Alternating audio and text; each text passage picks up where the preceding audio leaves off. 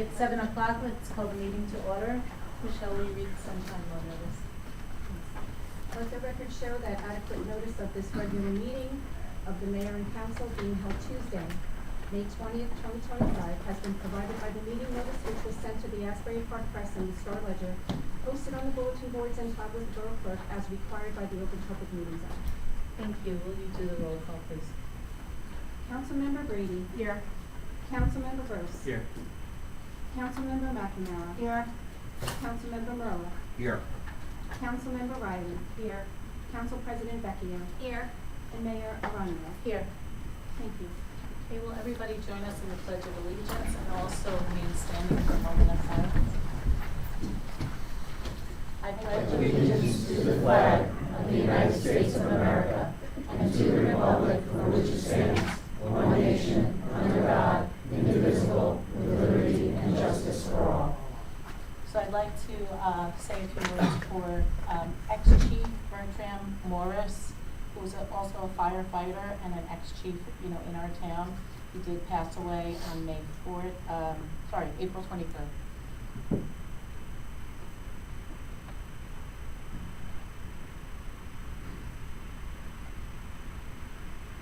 Thank you.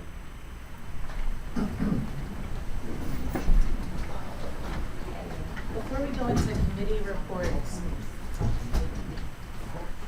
I actually wanted to read a proclamation for the 56th Annual Professional Municipal Clerks Week. So this is dedicated to Michelle Clark.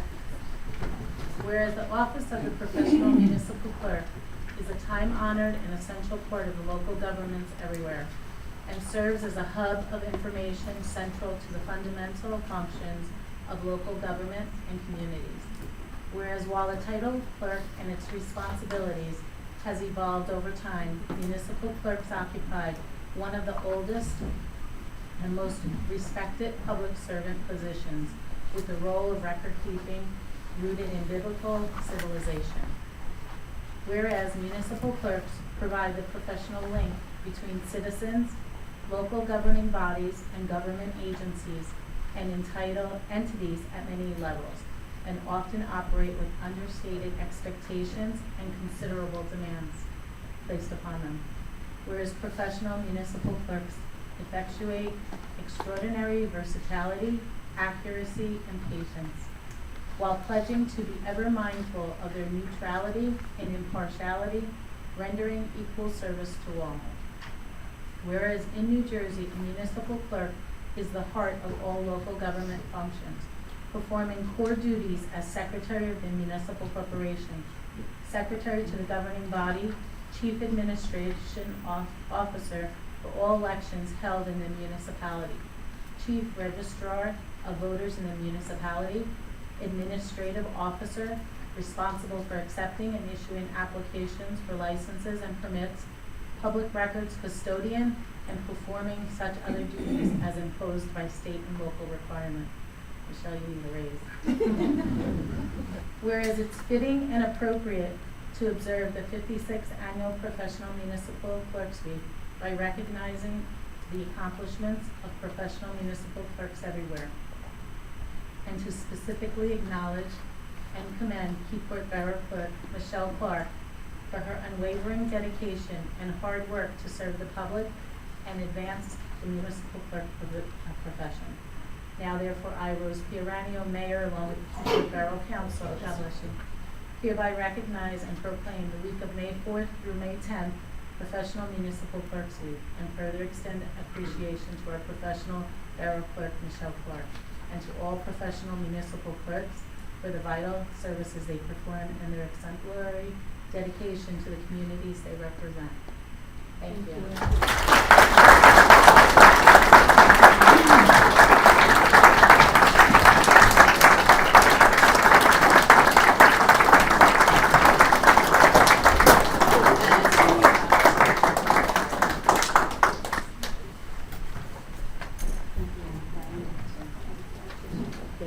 Does the council want a picture of Michelle? You deserve it.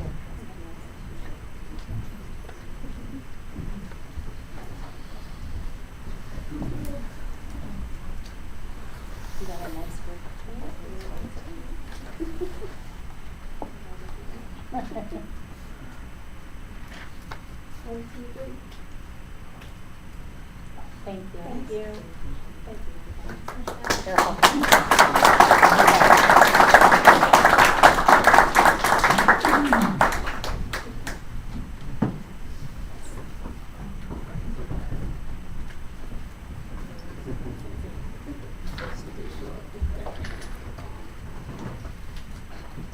Okay, we're going to go right into committee reports. Councilmember Brady. For Environmental Commission. Unfortunately, we did not have a quorum to hold an official meeting. We did discuss some current topics such as the flooding experienced on Division Street and possible remediation efforts to undertake while construction occurs at 25 East Front Street. We are currently waiting for some engineering specifications based on inquiries we have made with regards to replacing the ineffective duckbill valve with an appropriate flapper valve. Our next meeting, we don't have a meeting this month because of Memorial Day, so our next meeting is Monday, June 23rd at 8 p.m. right here. For recreation, we discussed our next events, starting with the Food Truck Festival. It will be held on Saturday, May 31st with a rain date of June 1st. Gates open at 11 a.m. and festivities go to 8 p.m. Members of the Recreation Commission have offered to help the American Legion at the beer tent should they need it. Please make plans to attend and feel free to share with all your friends and family. We will be hosting a Pride event at the Waterfront on Wednesday, June 11th in the evening. Plans are still being finalized, but we are building upon our successful event last year. Job postings for the summer camp director and counselor just closed, and we're in the interviewing stage right now. More information will be forthcoming, but the plan is to hold the camp primarily during the month of July. Our summer movies start on June 25th with Mufasa at dusk. And our next meeting is Monday, June 2nd at 7 p.m. Municipal Alliance, we also did not have a quorum for our main meeting, but we did discuss hosting a table for the car show on June 5th, Woodstock on June 12th, and National Night Out on August 5th. We'll see you there. And we will not be holding a June meeting since we will be at Woodstock. Thank you. Councilmember Gross. Okay. So for the police department for the month of April, there were 1,624. Hey, sit down today. Here are some seats in the middle right here if you wanted to come. I see you guys standing.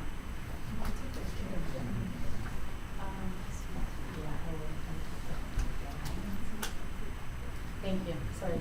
Yeah, 1,624 calls for service in April and 6,270 years. For the construction department, for ECC, there were 110 total inspections, 25 building, 22 electric, 24 fire, 14 mechanical, and 25 plumbing. For code enforcement, there were 56, 42 for rentals, 7 for house sales, 7 for lead, and there were 11 code violations issued.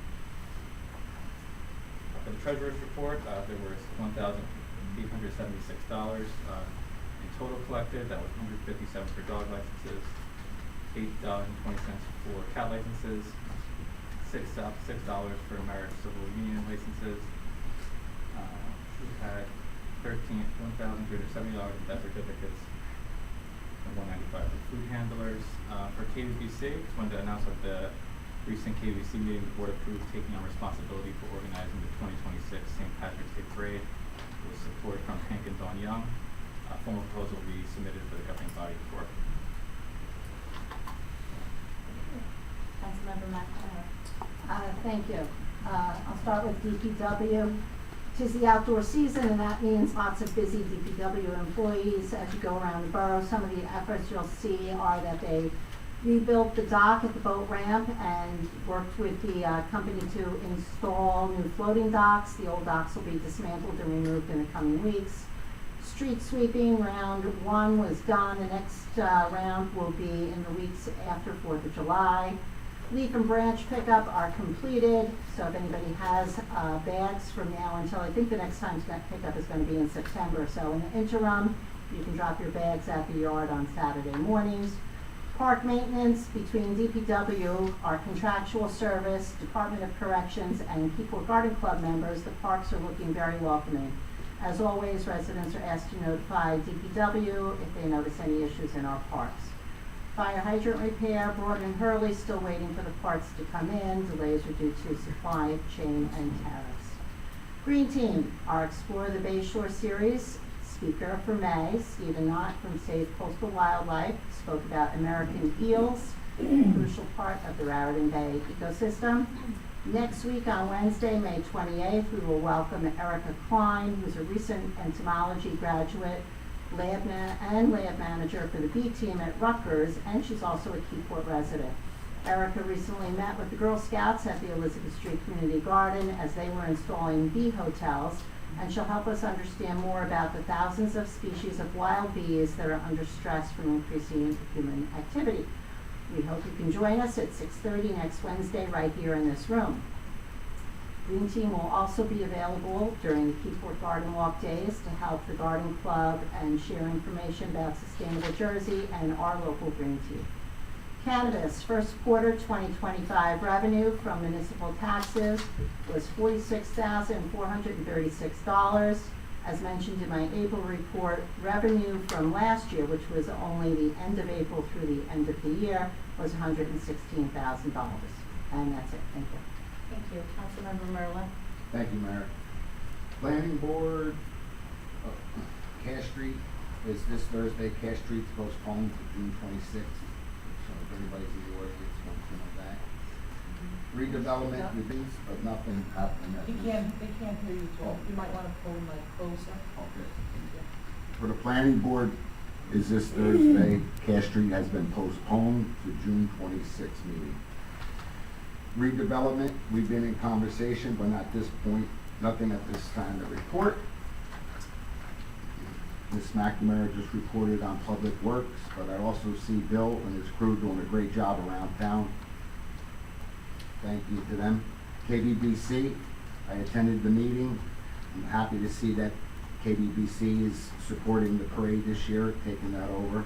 We also talked in visual improvements, that having new garbage pails through town and working on signs and streetscapes. Other business, I see a lot of the grass. There's a seat up here. You wanted to grab one. In other business, I see a lot of people cutting the grass, landscapers, and blowing it in the street, just like when the leaves fall in the fall. Kim, can you please address this? I know there's an ordinance and it's bad for the storm drains. So, that's all I have to report, Mayor. Thank you. Councilmember Riley. Thank you, Mayor. First Aid has had 583 runs this year so far. For finance, we're introducing the budget this evening. That was work done by the CFO, Borough Administrator, department heads, and council members. For the fire department, the month of April fire responses is 44. Year to date is 156. There were 2 fires that the chief wanted me to share with the public. On April 11th, a commercial building fire was reported on Cass Street. Department crews arrived in under 5 minutes. The fire was placed under control in under 9 minutes and was determined to be out in under 12 minutes. On April 12th, a residential fire with multiple explosions was reported. The crews arrived in under 4 minutes. The fire was placed under control in under 7 minutes and was determined to be out in under 10 minutes. Since the beginning of the transformation of reorganization, the fire department and its equipment, the response times from times of dispatch to arrival on scene has decreased to an average of 4 minutes. The members on apparatus has risen to an average of 5 members per apparatus. This is great news for all of us. And that's all I have. Thank you. Council President Becky. Thank you, Mayor. For NPP, 4 of the picnic tables down at Beach Park have been installed, and the 5th one is expected to be installed soon. For Harbor Commission, they had just asked, we had a meeting last night. We're still working towards finalizing everything for the snapper contest, which will take the next few months. And I was asked to pass along information that the U.S. Coast Guard Auxiliary Safe Boating Course for New Jersey certification will be at Airport Plaza Saturday, May 31st. It's a 1-day course, 8:30 a.m. to 5 p.m., $80 per person, includes textbook and exam, discounts available for families, military, police, fire, and EMTs. Individuals completing this course receive the New Jersey Boating Safety Certificate required for anybody operating a powerboat or a PWC. Seating is limited, and if anyone is interested in this course, they are to call or text 732-513-5758 and leave a message for Christina. And I also wanted to thank DPW for starting the installation on the Hometown Hero banners. That started today. They're hoping to finish them tomorrow, pending any rain. I want to thank KBBC for the brackets that they project. Everyone who participated in getting a banner. We have 21 banners that will be hanging in our town between Memorial Day and Veterans Day. And I want to thank Denise Nellis and B.A. Humphrey for helping me continue to work on that and finally get this done. You did a good job. Thank you, Mayor. Thank you. KBBC, I love Keyport Day and Taste of Keyport did very well. We didn't sell out as we did in previous years, and we contribute that because it was during Mother's Day weekend. So next year we'll think of another weekend to do it, not Mother's Day weekend. I'd like to thank all that were involved and volunteered, as well as DPW, police who did an outstanding job, business, all of our businesses participated, and the Art Society and Garden Club. So we were very happy to see everybody out and about. We continue to have some complaints from the board regarding the garbage in the business district. So we'd like to see if that can be addressed with property maintenance. I know that we have sent out some violations, so they'd like to continue with that. And maybe we need more cans, like we have to really see what our ordinance states on that. I don't know. Because they're leaving their garbage on the sidewalk with all garbage bags laying on the ground. So it has been addressed several times. I believe Paul Murphy is here for property maintenance, and you guys have addressed that. But it's We would continuing. have to discuss it because of our I contract know, with the solid so, waste company. okay. The KBBC would also like to address how can we send something out to the businesses if they're responsible for cleaning in front of their businesses, because we're finding a lot of small airplane bottles throughout the town, as well as cigarette butts. So maybe Clean Communities can help out also, but is there something that we can send out to the businesses? Because they should really be cleaning in front of theirs. Yeah, I don't have a problem. I will definitely talk to property maintenance about Yes. that. Like, I sent out the notices, the letters as well to the West Front Street Yeah. in relation to the garbage. And maybe we can work in conjunction with the KBBC. Maybe there's some type of, you guys can contact people as well. We'll work together. Yeah, the KBBC has also approved taking on the St. Patrick's Day Parade, as you have heard. It is going to be March 21st, 2026. We will be putting it before the governing body. The KBBC is contributing $6,000 from the KBBC to sponsor the parade. The bands, we have 3 of the bands already booked. The KBBC board would also like to see how can we make uniform garbage cans. With Councilman Merla, he actually had addressed that. The Monmouth County official travel guide is out, so we have the KBBC, our events, Keyport events are in here. 2 of the events did not make it because it had to go published prior to, which is the Food Truck Festival, as well as the Italian Festival. The library, there's been a little bit of an issue with the website working, so if anybody has been trying to get into the library website, there was a little fluke that actually was happening, and our library director is working on it. The summer programs for the library, they're being worked on, including Story Walk. Story Walk used to be on the Henry Hudson Trail, so I made the recommendation, maybe when our Cedar Street Park is done and the walkway, we could put the Story Walk around there. I think that would be nice to draw people down to our new park. Ed and Nancy Carew have started working in the gardens at the library, so we'd like to thank them.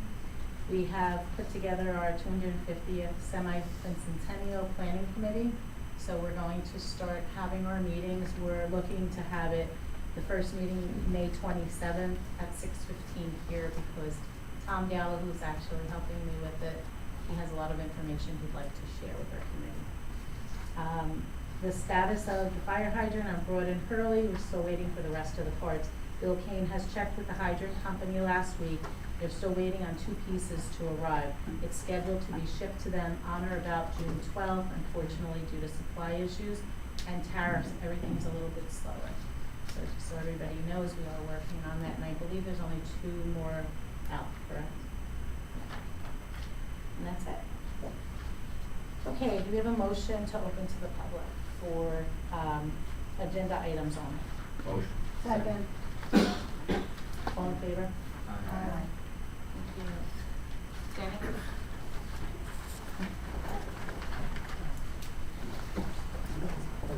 And remember, this is public comment only. If there's something that we can't, if there's something that we can't answer, we will get back to you on.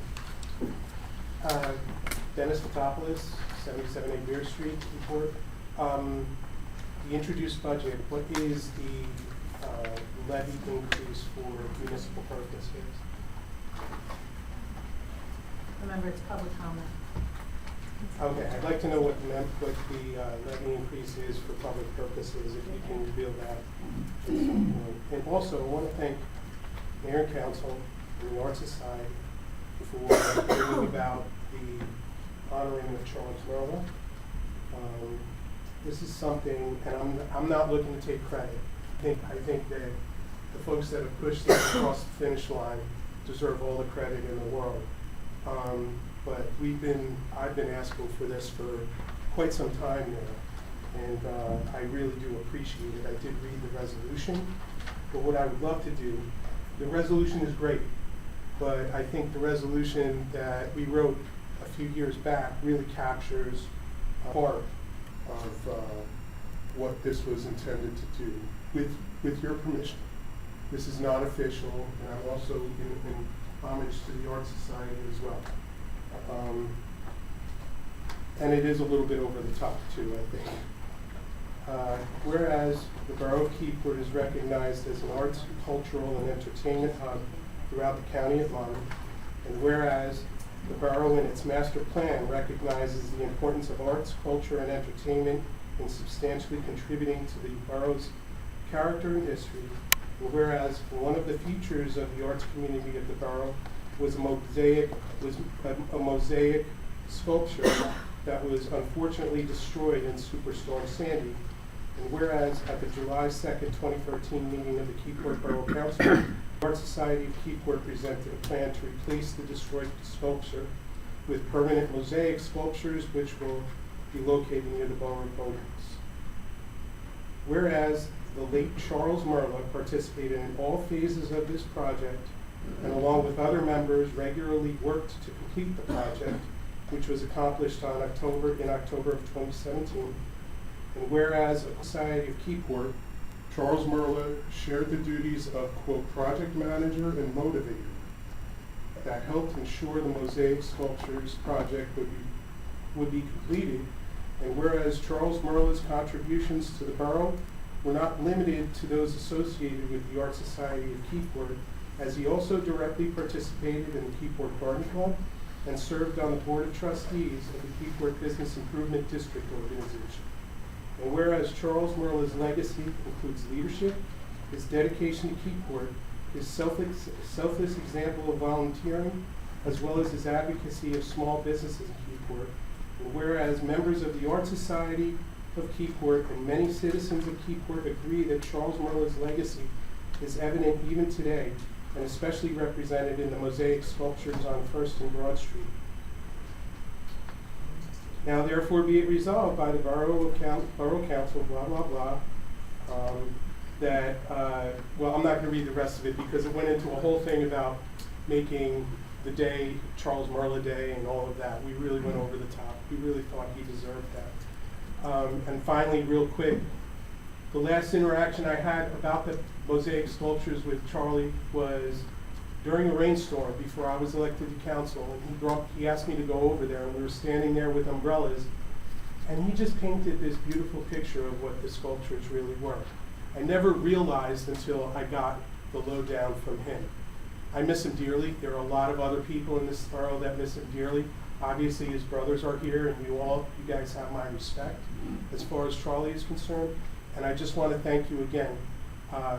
While, I think we could have expanded the resolution a little more, I'm really, really grateful to you and the Art Society of Keyport for bringing this forth and making it finally happen. Thank you. Thank you, Tim. Anybody else?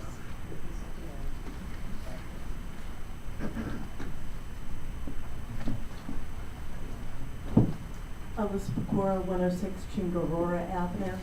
I agree with Denny too about the honoring of Charlie Merla. When I first came to town 20 years ago, he was instrumental in creating the art scene here. And I remember when I first bought my house, he was actually, one of the people who led all the initiatives that turned this into, it was sold as an artist community. And he really, added a lot to the town, so I'm glad to see that he's being honored.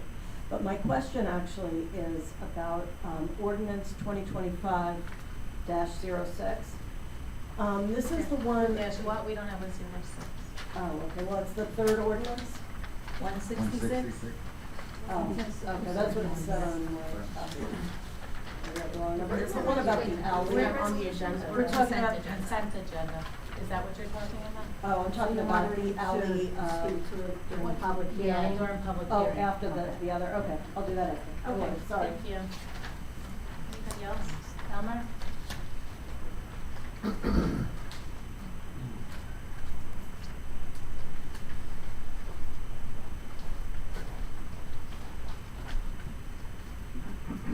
Elmer J. Graham Jr., 22 St. Peter's Place. Good evening, Madam Mayor, Administrator, Borough Council. Good evening, Chief.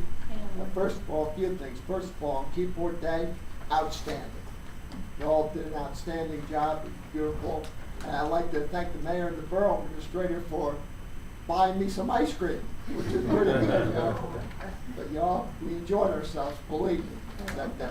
But anyway, on Resolution 2025-166, authorizing the window contracts, can you all explain that? Yes, local public contracts law authorizes, purchases, but there's something called pay-to-play. Window contracts fall between the $17,500 threshold and the $44,000 threshold. So it's just acknowledging that these businesses are below the threshold, but above the pay-to-play threshold. Okay. And one more thing before I stop. As far as Mr. Charles Merle goes, I definitely agree with everything Mr. Patopoulos said about him and everything like that. He deserves the honor. Thank you. Thank you, Elmer. Anybody else? Okay, do we have a motion to close to the public? Motion. Second. All in favor? Aye. Okay, for the governing body, is there anything on the consent agenda that you would like to discuss? Any questions? I just have one quick one, resolution 171 for the first aid use of Veterans Park. If, when we respond back to them on this meeting, everybody's okay with that. If we can just give them a copy of the current, permit application, it lists a lot more of the rules and regulations than this one that they submitted from when Valerie was the municipal clerk. Yeah, so I know it just has a, it's more detailed as to things like that. And I guess my question is also the 12 tables, they're supplying the tables, right? They're not asking us for tables? Did they I haven't last gotten year? a report. They usually It have says them. on here 12 tables, so I just wanted to make sure. I haven't gotten a request for them. It says use of 12 picnic tables. Yeah, I don't know. I'll find out. Okay. If they do, they'll sign a hold form. Yeah. Okay, anybody else? Okay, do you have a motion to approve R 2025-164 through R 2025-173? Motion, second.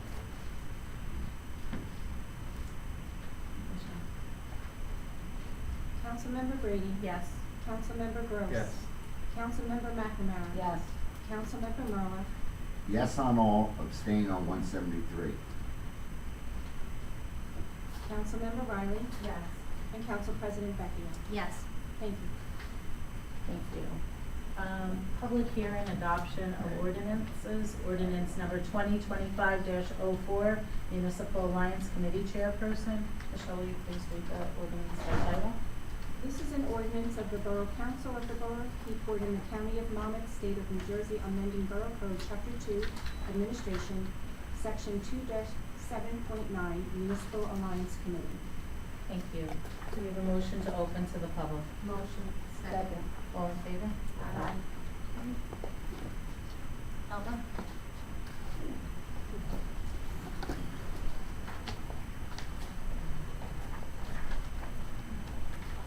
Elmer J. Graham Jr., 22 St. Peter's Place.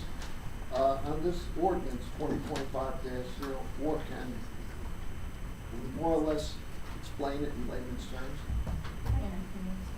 Happy to do it. Yeah, so the state says that for the municipal alliance committees, we're required to have a chairperson appointed, and there are restrictions on who is eligible for that position. So this just amends the code to allow for the position of the chairperson and puts those restrictions in our borough code. Okay, well, okay. Why would we have to have an ordinance for that? Because our code currently sets forth all the requirements for the Municipal Alliance Committee, and then this is just bringing it into compliance with the state requirements. Okay, all right, thank you. Thank you. Anybody else? This is about this is a public hearing on the Municipal Alliance. Is that what you were talking about? Okay. Do we have a motion to close to the public? Motion. Second. All in favor? Aye. Do we have a motion to adopt the ordinance? Motion. Second. Roll call, please. Councilmember Brady? Yes. Councilmember Gross? Yes. Councilmember McNamara? Yes. Councilmember Merla? Yes. Councilmember Riley? Yes. Council President Vecchio? Yes. Thank you. Thank you. We have a motion authorizing the clerk to publish the ordinance as adopted. Motion. Second. All in favor? Aye. Thank you. Ordinance number 2025-05, West Front Street Loading Zone, Keyport Fishery. Michelle, will you read the ordinance by title? This is an ordinance of the Borough Council of the Borough of Keyport in the County of Monmouth, State of New Jersey, amending Borough Code Chapter 7A, Traffic Schedules, Schedule 13 Loading Zones. Thank you. Do we have a motion to open to the public? Motion. Second. All in favor? Aye. Do we have anyone from the public that would like to speak on that? Elmer? Elmer, you're gonna keep us busy tonight. Right. Keeping you on your toes, that's what y'all get paid for. Anyway. There you go, see that, okay? There you go. Okay, anyway. Now we're J. Graham Jr., 22 St. Peter's Place. Again, in layman's terms, why, can you explain this? What's the, Andy will explain it. It's just designating a loading zone in front of the fishery to restrict people from parking in that area. okay, yeah. That, believe me, that is a problem in front of Keyport Fishery. You take your life in your hands for that. Thank you. Thank you. Do we have anyone else from the public? Do you have a motion to close to the public? Motion. Second. All in favor? Aye. Mayor, can I ask a question on that?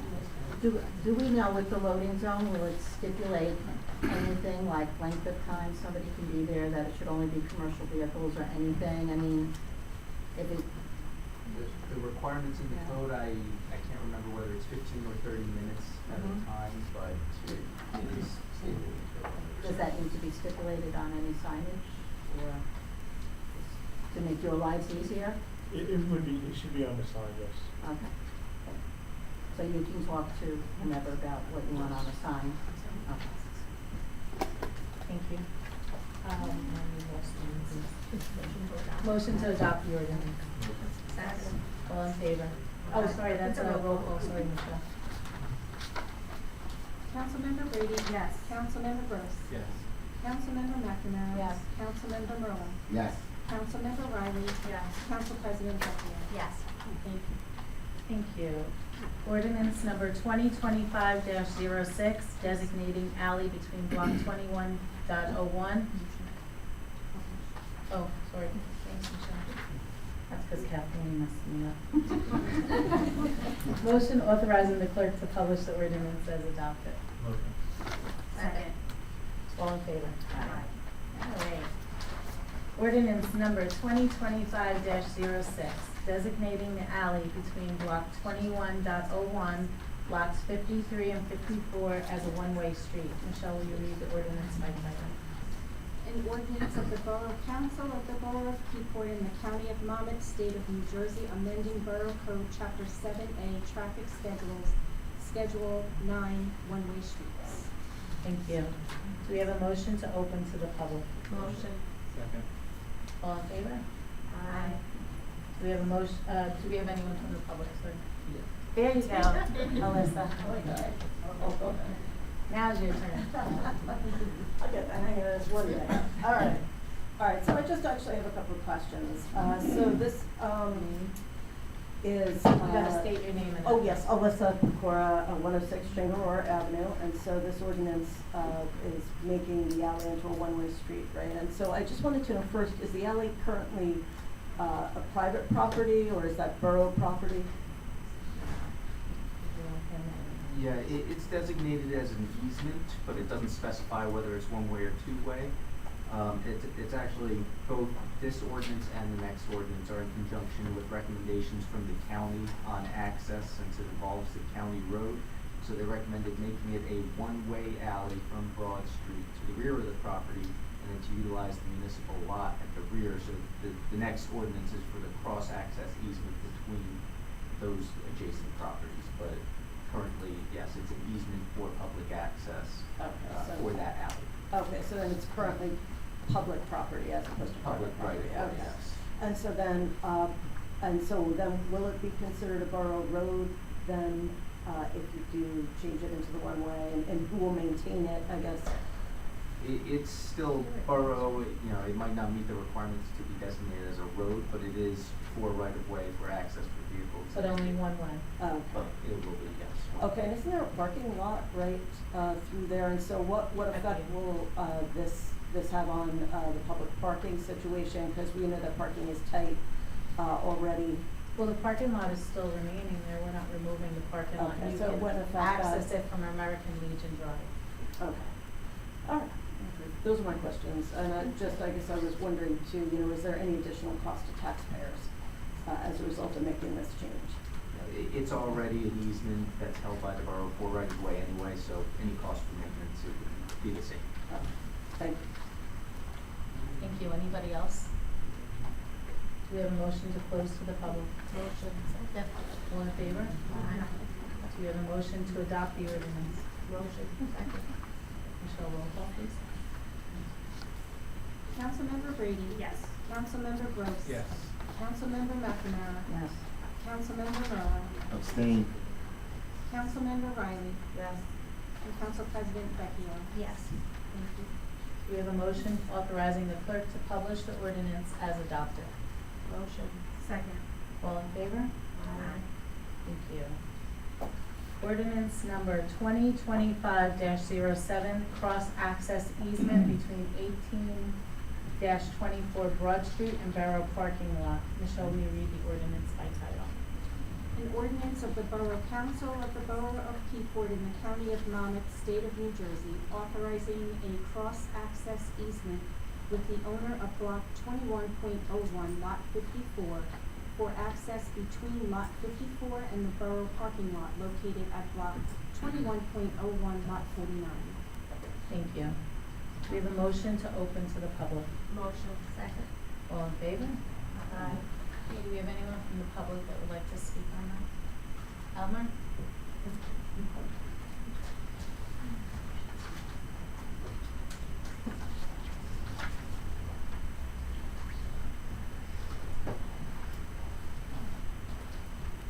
Albert J. Graham Jr., 22 St. Peter's Place.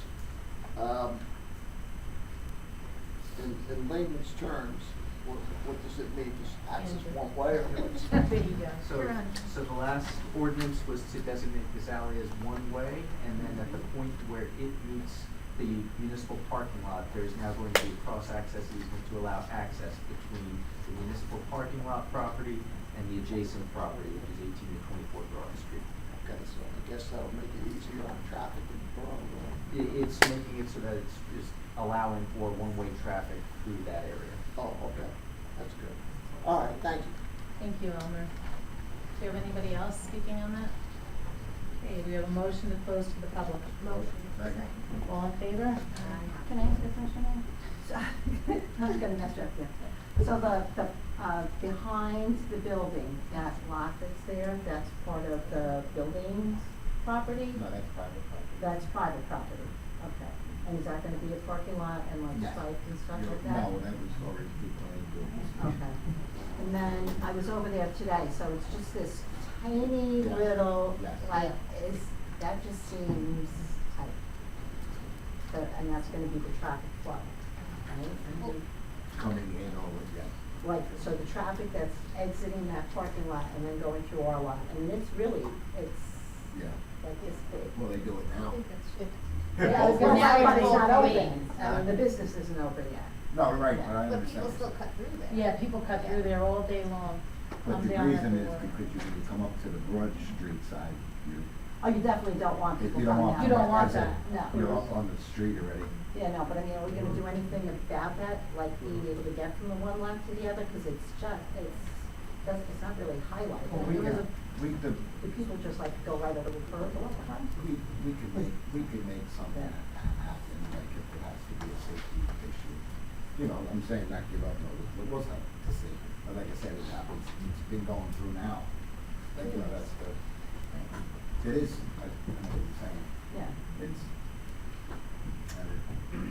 cause it could be two-way at that point, right, going from our lot to the business. Mr. Schwartz is here, so maybe we could talk on it later and see what it means. Okay, do we have a motion to adopt the ordinance? Motion. Second. Roll call, please, Michelle. Councilmember Brady, Yes. Councilmember Gross. Yes. Councilmember McNamara. Yes? Councilmember Merlin. Abstain? Councilmember Riley. Yes. And Council President Vecchia. Yes. Thank you. Thank you. Do we have a motion authorizing the clerk to publish the ordinance as adopted? Motion. Second. All in favor? Aye. Okay, now we're gonna have a presentation by Amy Bernholz, which is our deputy clerk. Amy, are you ready? This is for Film Ready New Jersey, just so everybody knows. I know that everybody knows that Netflix is moved in the area. So we want to be compliant with Film Ready New Jersey, and we've been working for almost 2 years on this. Just testing. I'm gonna grab that light. It's fine. Do you want us to lower the lights a little bit?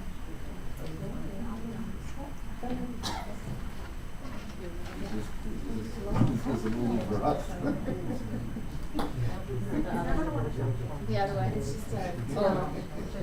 Yep. Yeah.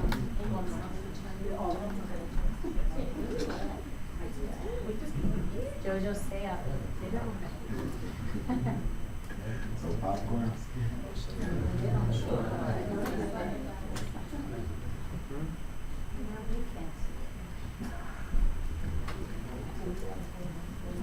Hello? Okay. So as the mayor said, my name is Amy, and I am your deputy clerk, and I'm so pleased to be here and share this presentation with you about New Jersey Film Ready. So first of all, what is New Jersey Film Ready? It's a 5-step certification process that the state provides to designate a municipality or perhaps even a county as being film ready. It's a way to elevate and enhance a municipality or government entity's ability to bring in the film production industry. So specifically, the Film Ready program is sponsored by the New Jersey Motion Picture and Television Commission, and they set up this program, and I'm going to talk a little bit about it and where we are in the process. So some of the advantages of the Film Ready certification, it provides tangible benefits for the municipality and for businesses, and specifically it really is an opportunity to provide immeasurable benefits for the community. You know, there's obviously a sense of pride when you see on the TV screen, like, oh my gosh, that's Keyport, that's my neighbor's house, you know, that's our library. And the Film Commission really likes to say that being film ready is an opportunity to show off everything from the ordinary to the extraordinary. And really, Keyport has so much to offer.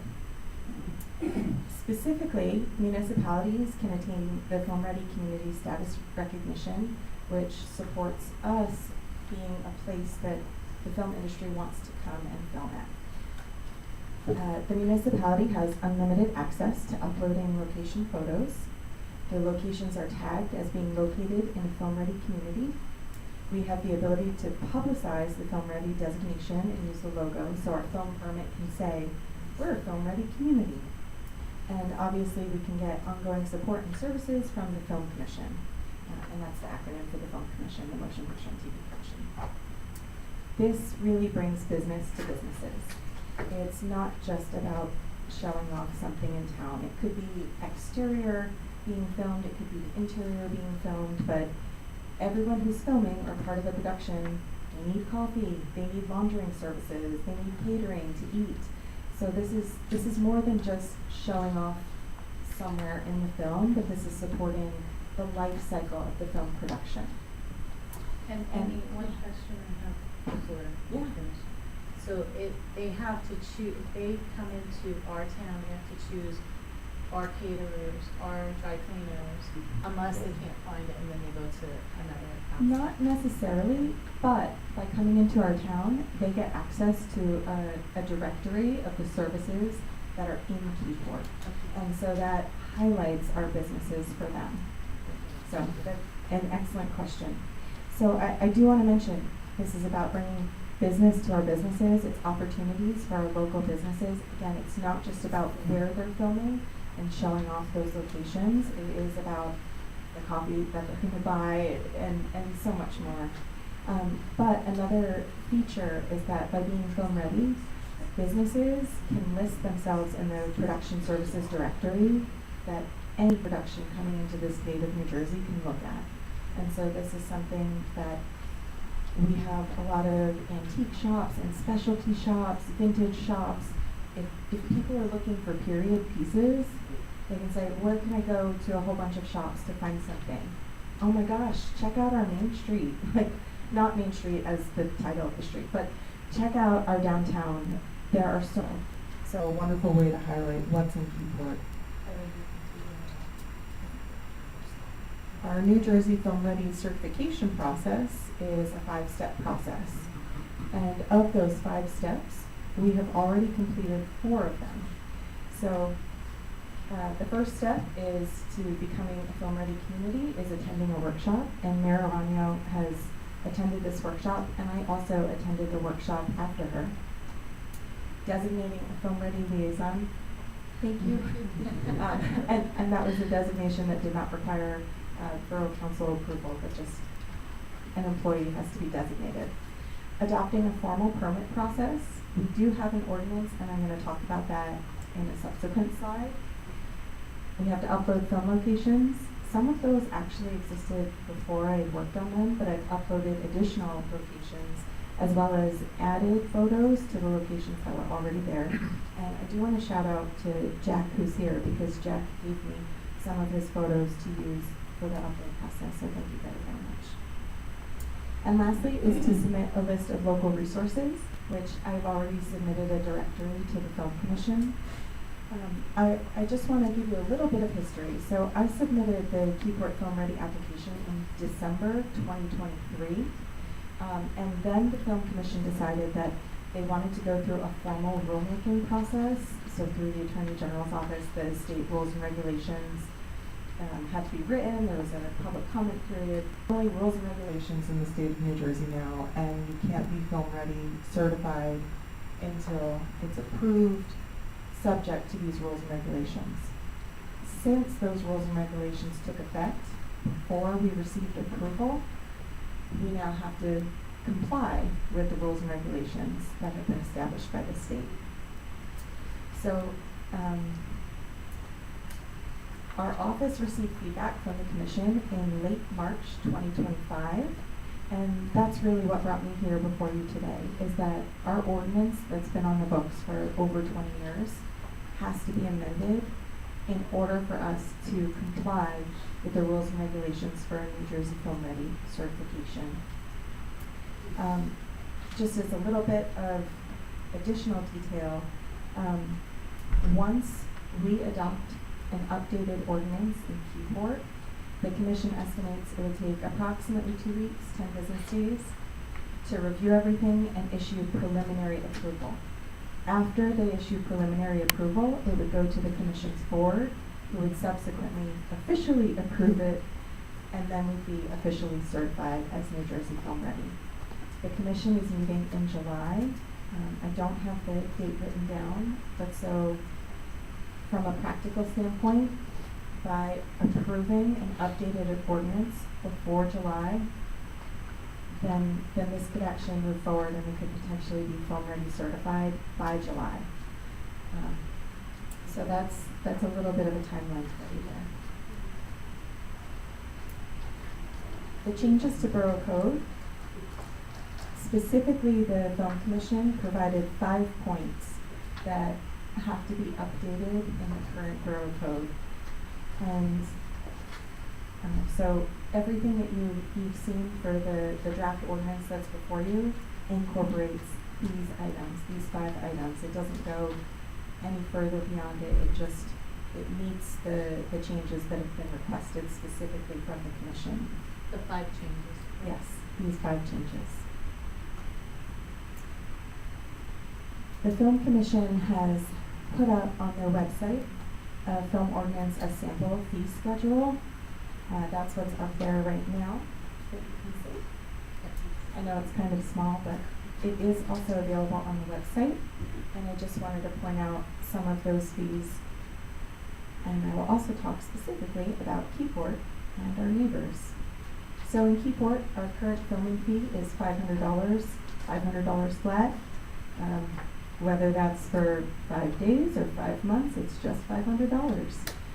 So one of the recommendations from the Film Commission is to charge a daily fee and not to exceed a certain amount based on if it's a major motion picture or not a major motion picture. I also wanted to bring up nearby municipalities which already meet the filming fees in the sample ordinance from the Film Commission. And this was just my looking at a couple of different municipalities. This is not, I did not look at every municipality in Monmouth County. I just did a small selection near us. So the municipalities that I've highlighted, those 6, Atlantic Highlands, Holmdel, Keensburg, Mattawanna, Union Beach, they all have film fees that are no more than the maximum that the Film Commission would allow. Right now, I asked the Film Commission, there are 27 municipalities that are film ready certified and 5 additional have preliminary approvals. Only 1 municipality in Monmouth County is among that 32, and that's Little Silver. They have preliminary approval. But again, all of these neighboring municipalities, they at least are within the fee structure. I was also told by the Film Commission that many Monmouth County municipalities are in progress with their film ready certification. So I imagine that all of us are like, we want to get announced by July. Let's go, go, go. But I haven't spoken to them, so I don't know exactly where they are in the process. As I mentioned, July is when the Commission will formally meet to review all the preliminary approvals and provide that certification.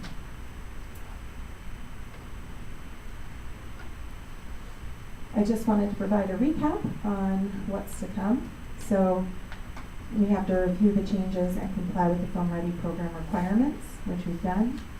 We have to amend Borough Code. Today we would introduce that ordinance, and at the next meeting we could adopt it. And once it's adopted, we would submit the revised ordinance to the Film Commission, where we get preliminary approval and finally be certified once their board meets. Some people are very excited about showing off what they have to offer, whether it's their business or their home, whether you just want to show off the outside of your home or the inside of your home, that's up to you, same with your business. But if you're interested also in being part of our production services directory, anyone can reach out to me anytime.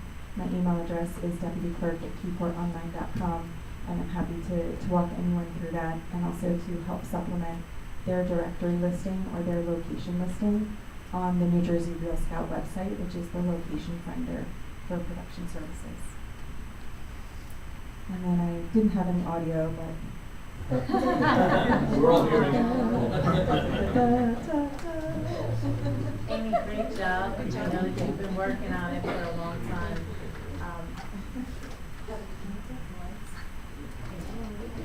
I'm happy to answer any questions about the ordinance or otherwise. So everybody also understands the governing body. We've already been approached by several actors that have come out here looking to use our borough, explore our borough, because they love the borough when they came out. I think one of them was the Ben Affleck's company, so that's pretty significant, and that wasn't through Netflix. Does the governing body have any questions before we open to the public? Oh, it's just an introduction, sorry about that. Thank you very, very much. Thank you, Amy, great job.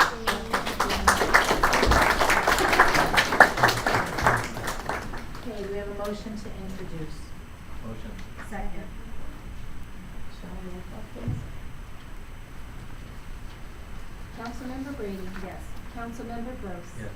Councilmember McNamara? Yes. Councilmember Merla? Yes.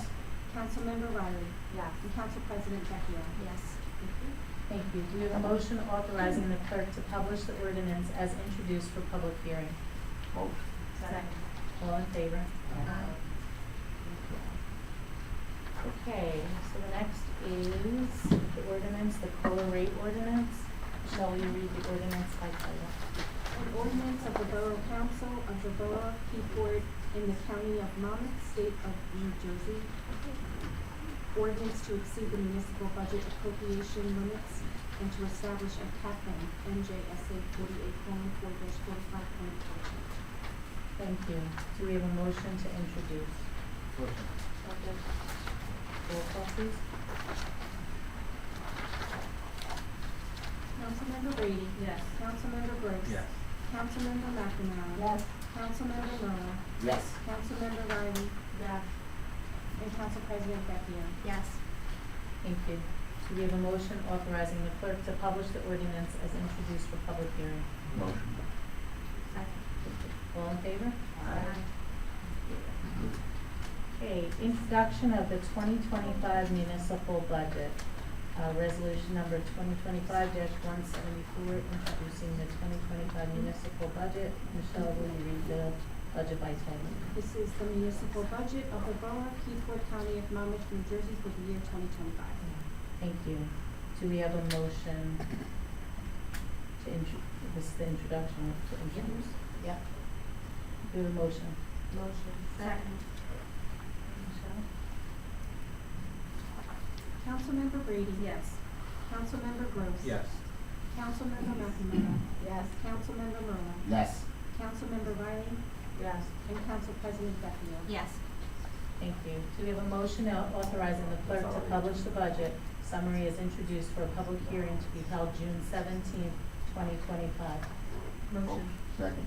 All in favor? I'm sorry, who made that motion? Thank you.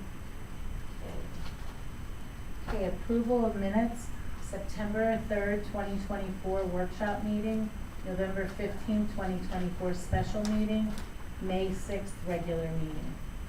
Do we have a motion? Motion. Second. All in favor? Aye. Reports, municipal clerk's report for April 2025, tax water sewer collectors report April 2025, Board of Health treasurer's report April 2025, building department report for April 2025, municipal court report April 2025. Do we have a motion? Motion. Second. All in favor? Aye. Okay, before we go into public comment, I would like Ann Cabal to speak on the subdivision that's gonna be held at the planning board on Thursday night, because everybody thinks we're selling the waterfront. That's not it. So let him please speak on this. So this application, again, scheduled for Thursday, the 22nd, it's appearing before the planning board. The borough has applied to subdivide the property along American Legion Drive, and it's going to create 22, they propose to create 22 lots. This is part of a process that's been in place for years now. American Legion Drive used to be right along the bulkhead. It was relocated down to its current location, and the tax maps and the official documents of the borough were never updated to reflect those new street boundaries and the resulting lots. Part of this process went through DEP approval because the road's previous location to its new location actually technically constituted a diversion of parkland. It's for recreation and open space. So the DEP has approved that because the street is essentially the same area, and the DEP has approved its relocation and the new designation of what used to be the street as official parkland. But the final step in this process, which was authorized by resolution last year, in April 2024, was to subdivide the property and now officially designate the new boundaries of American Legion Drive and the resulting lots. It does create a number of lots which have lines that are contiguous to the adjacent properties along American Legion Drive, but it does not either give away or sell any of the borough property. If the borough ever decided in the future that it wanted to sell any of those parcels, under the local lands and buildings law in New Jersey, we would have to authorize that by ordinance. It would obviously then go to a public hearing for determination on whether we want to consider selling it at either a public auction for the properties, or if they're smaller parcels, it could potentially be sold at a private sale to the adjacent property owners. But again, this subdivision does not result in the sale or giving away any of those properties. It would be subject to an ordinance at a later date if that's ever decided. Right, and so that everybody also understands, what you see on social media is not really what's happening. That's why I know many of you are here, because everybody thought we were selling the waterfront. So I want everybody to know we are not selling the waterfront. So keep that in mind when you read social media. You want to see what's happening, come to a meeting.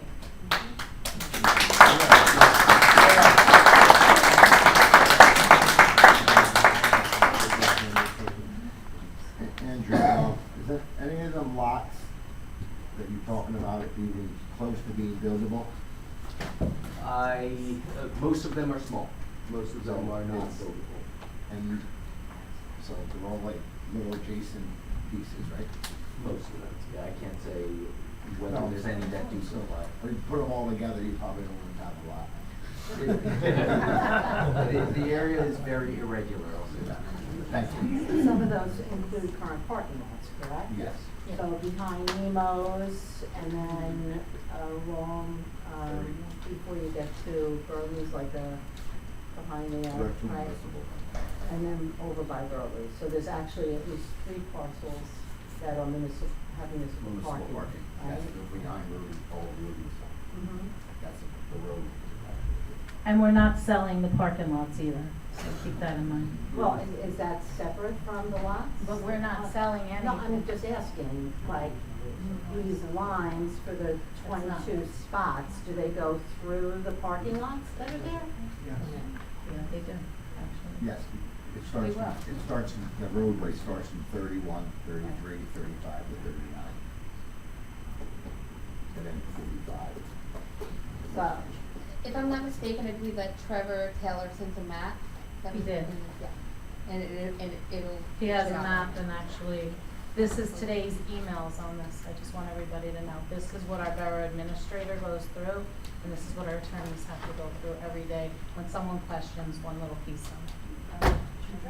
So when everybody's wondering why our attorney bills go up, it's because the questioning over and over for the same thing that was discussed in executive session.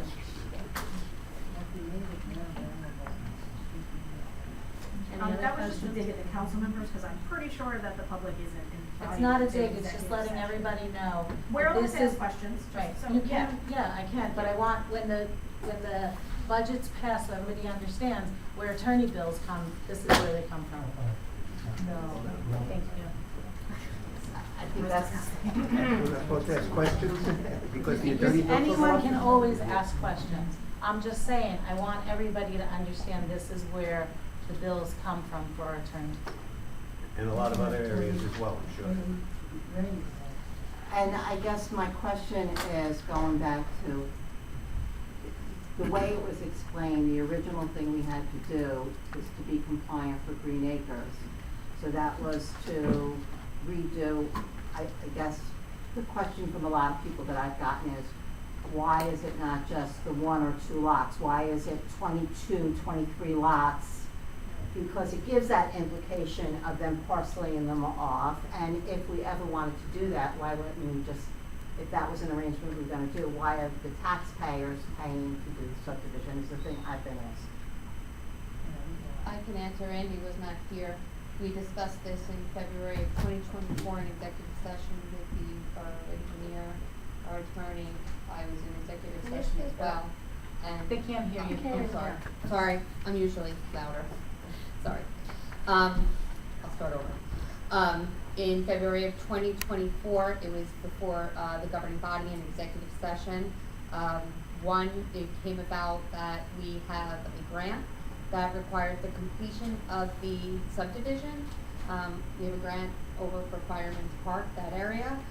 We never completed that as the requirement.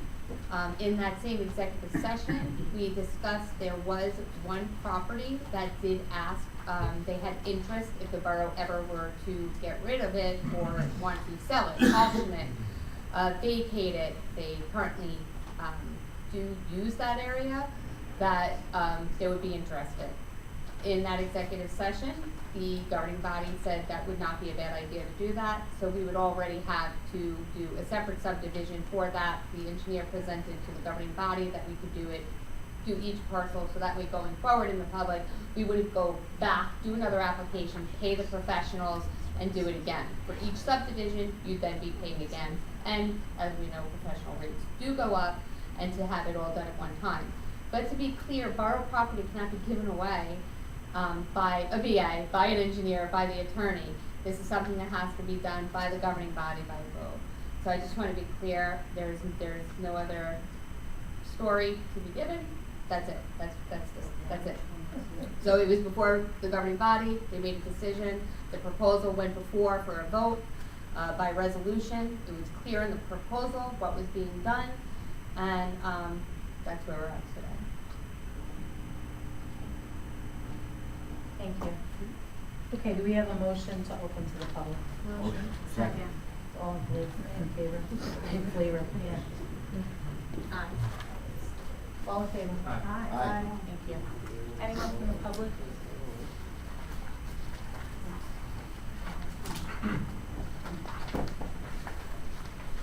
Remember, this is public comment only. My name is, I'm sorry? It's public comment only, so I'm just reminding everybody.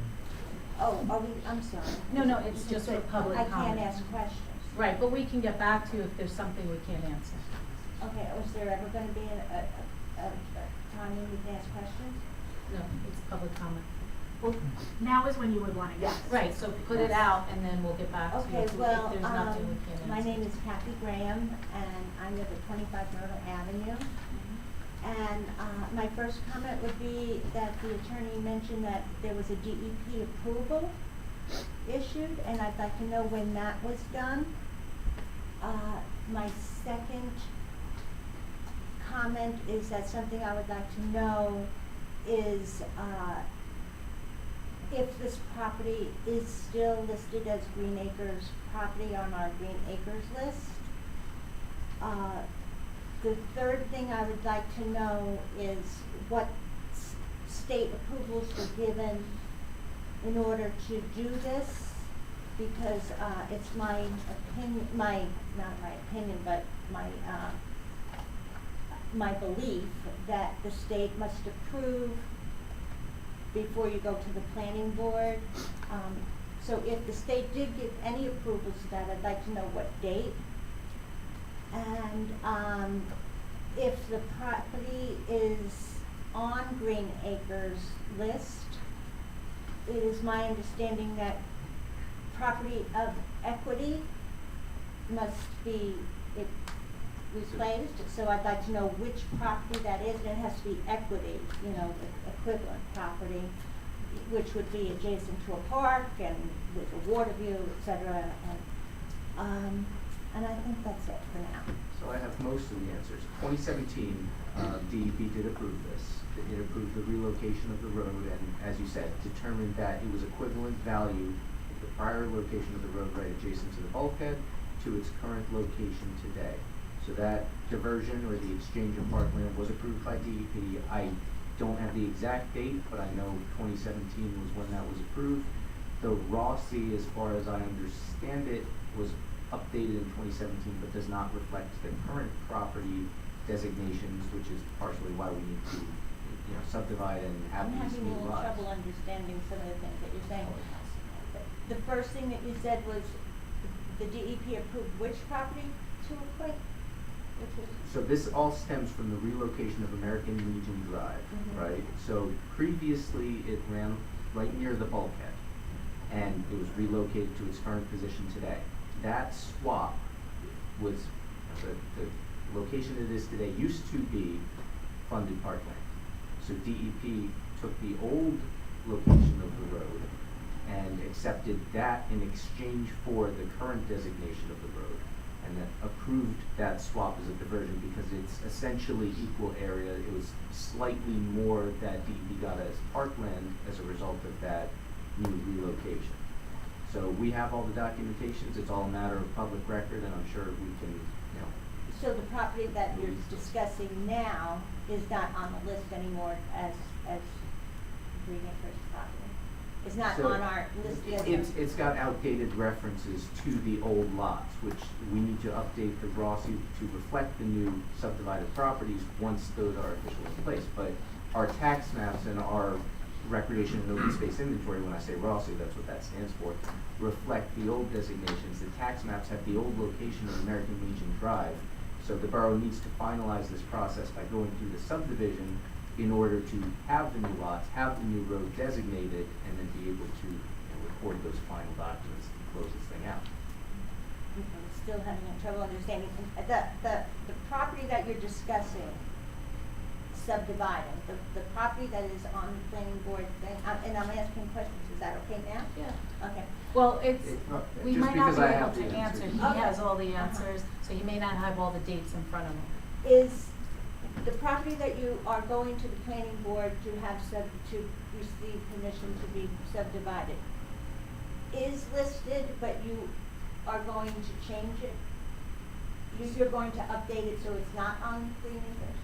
No, so it's reconfiguring, right? Because the designations are the old designations and include where the road used to be, but now need to update to reflect the current lot sizes and the current lot designations for what is going to exist there and what does exist there now. And those new configurations are done with the state approval? Yes. I get it. You're thinking, are we reducing or adding to our Rossi? Yes. I think that's the question. Are we adding or reducing the Rossi? So adding by a Additional land. a tiny sliver, that it's almost exactly the same amount of parkland. But this is it's just due to the road previously going along the bulkhead and now being relocated.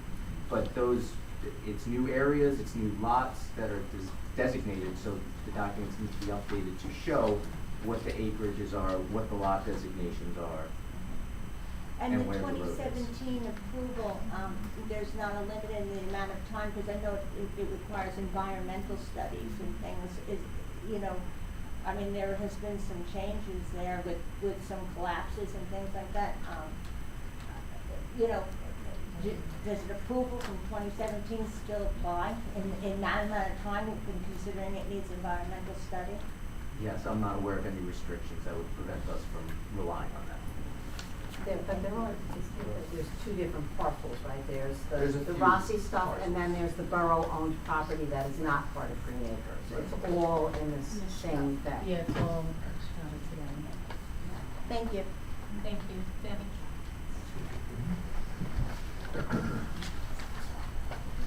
And just so everybody knows, this is on the planning board this Thursday, am I correct, Kim? Yes. This Thursday, right? That's This is a right. question you might want to answer, counsel. You say that the old tax map from, I guess, 2007 is the one you're referring to, right? I don't know the date of the old. But tax map, it's the right? one that reflects the old road? Right. No. The new tax map, which is published with Monmouth County, reflects the new one. May I approach? Chief, it's my iPad. He can come with me, that's fine. Is that all right, Chief? The one on the borough website shows the old. Right, it does. It's never been updated. That's the new one that's on the county website. And it shows the new road. This was done by CME, so you guys might want to rethink that. It also has the lot contiguous with the parking and everything else, and the parking lot's designated. So even so, there's been no official subdivision of that property, so It Right. wouldn't be legally binding until the borough goes through that subdivision process. Right, I mean, the lots and blocks right now that are established in the tax map are legally binding, right? And they were established at, Not until the subdivision's approved, which subdivision? the one that's currently before the board on Thursday. Right, well, that's those subdivisions aren't approved, right? But this tax map, these blocks and lots, these meets and bounds, this plat is approved, is legally binding, is it not? I'm not really sure I'm grasping this. My understanding, and maybe there's something I'm missing here, but my understanding is the subdivision, those current designations have never been approved formally, which is why we need to go through the subdivision process. So CMA submitted it to Monmouth County, but it wasn't. No, the borough submitted it. I'm Yeah. sorry, Mayor. That's okay. So I'm just asking, so CMA, we submitted, but CMA drew up the plans for it. Yeah. Right, yes, Okay, CME okay, prepared just the wanted to plans make Right, for the subdivision, and apparently this. it's on the Monmouth County Board of Taxation tax website, has the official tax map of Keyport. And I know that the tax map that's currently on the borough website is the old one. You guys might wanna, We'll look into it further, but, if I could Yeah. jump in quickly. It was the state themselves that said that it was not done, and we had to do it, like I had brought up, the grant that we had, it's not on record that it was ever filed or done. what? The subdivision. So the Okay. state It's not on advised that record it was that not complete, Yeah. right? The subdivision that moved the road to its current location there? The one that you're looking at right there? Yeah, that's a tax map, that's, Yeah. right. So what the tax map is representing is not the legal subdivision. Okay. Thank you, Dan. Anybody else? Mike? Yeah.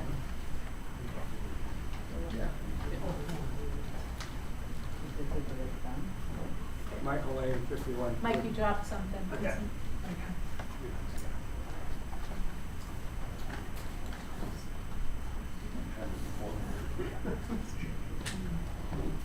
Mike Lane, 51 Foot Street, Keyport. I have a couple of exhibits that I. Chief, would you take them? Yeah, sure.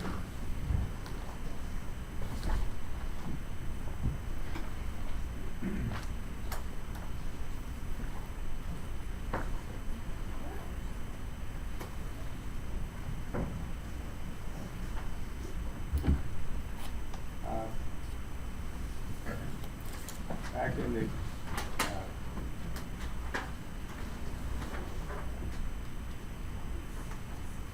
I was heavily involved in the execution of the changes at the Waterfront Park. And I got the Army Corps of Engineers involved because the Birdsall design was totally unacceptable. They were going to build a bulkhead 4 feet wood above the ground level. I brought the Army Corps of Engineers in, and they said absolutely no. And then I worked on getting multiple public hearings on the plan. We had public hearings in this building with more than the number of people here tonight, full house. And the recommendation from the public, and I have multiple documents from the state people who attended those meetings, that this was a good idea to move from a waterfront roadway to a waterfront park. And what's interesting this piece of paper I gave you illustrates it, is we did not change the boundaries of the waterfront park or the Green Acre by moving the roadway. The boundary for the waterfront park was the southern edge of the properties on on West Front Street. The 24 business lots delineated the boundary of the Green Acres Waterfront Park. And that was unchanged between moving the roadway from being along the bulkhead to being along the back section of the property. We didn't change. What's happening now is there's a, quote, need to take the area between the roadway and the existing unchanged waterfront park area and subdivide it into 22 different lots. That's what's going on. Now, I have a second exhibit to illustrate that. Kim, did you get an exhibit? No. Sorry. What do you need? Do you need to get something down here? Do you need something from here? No, I No, I'll get it. Is this, you need this? yeah, well, I'm gonna have a second exhibit. Okay.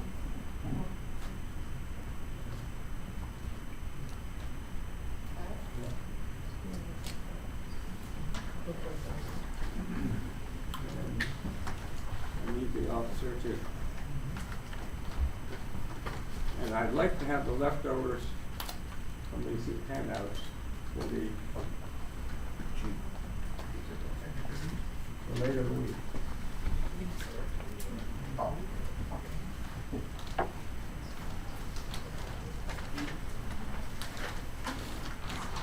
Now, what this picture shows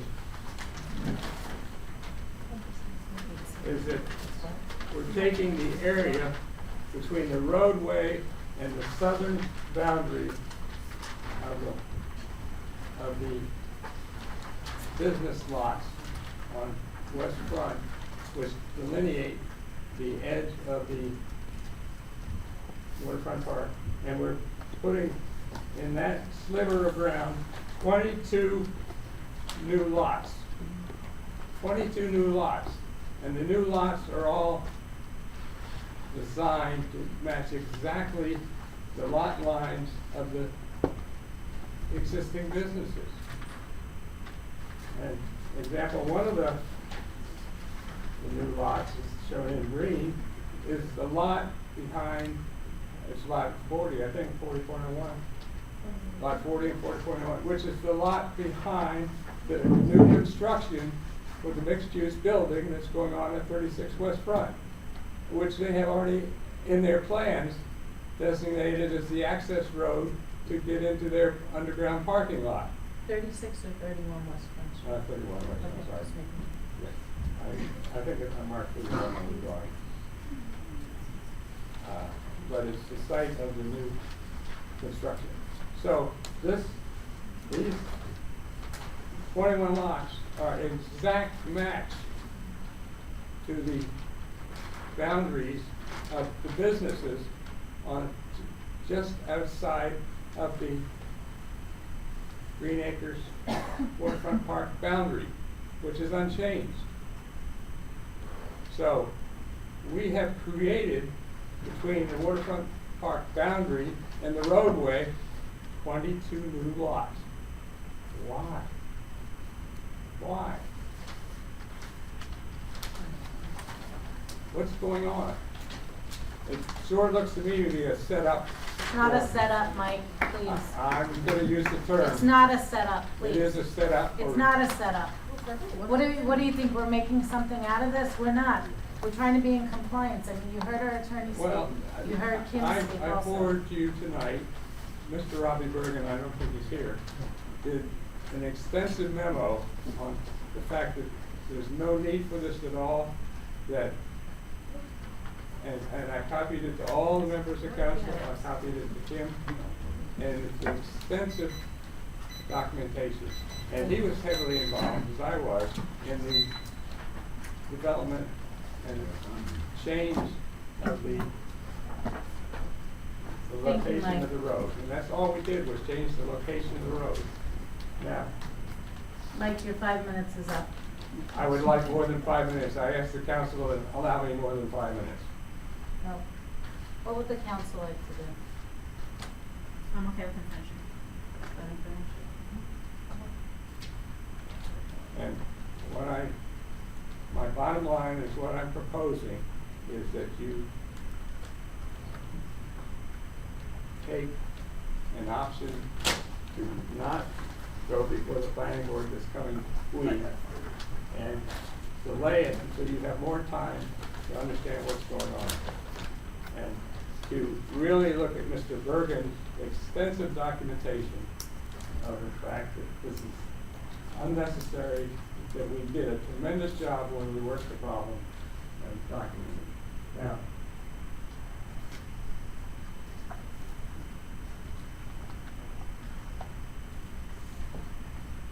and I have a binder with all of the Green Acres listings over the decades, and there's no change in the waterfront property area. Now, so yes, you have put a notice out for a subdivision 22 lots. Now, what's interesting, there's no delineation in the application. If you go on the planning board site, there's no delineation of why, what's the reason for this subdivision. And that should be listed under the section on the planning board relative to your application. And it's not, so that's a real gap. And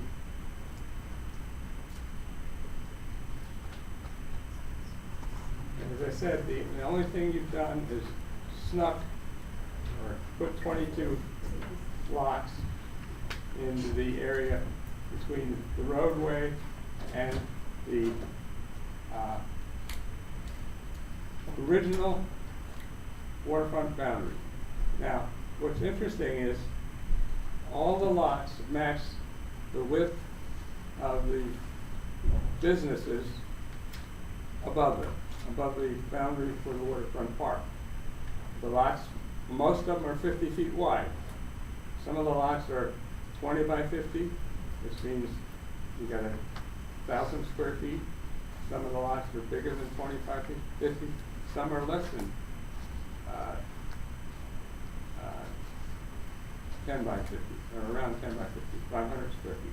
But all those lots that you're creating are in the general commercial district. And so if you move those lots to the owners, which they all line up with, you're going to create the opportunity to completely change the nature of the waterfront park.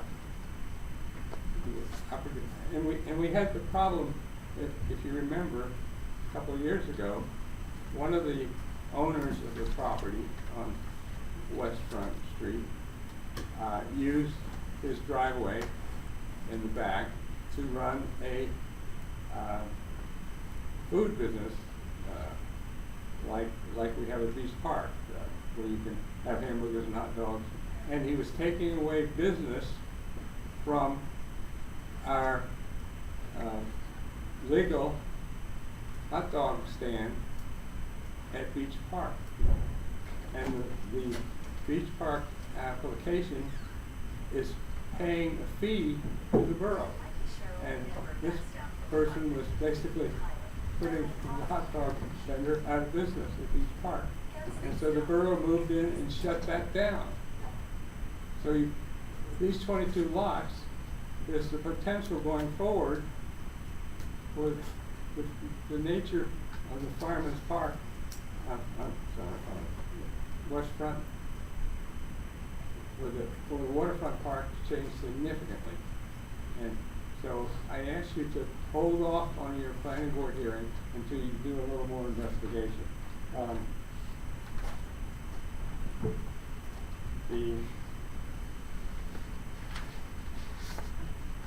Secondly is how much is it costing? I mean, that was a tremendous effort by CME to define these 22 lots.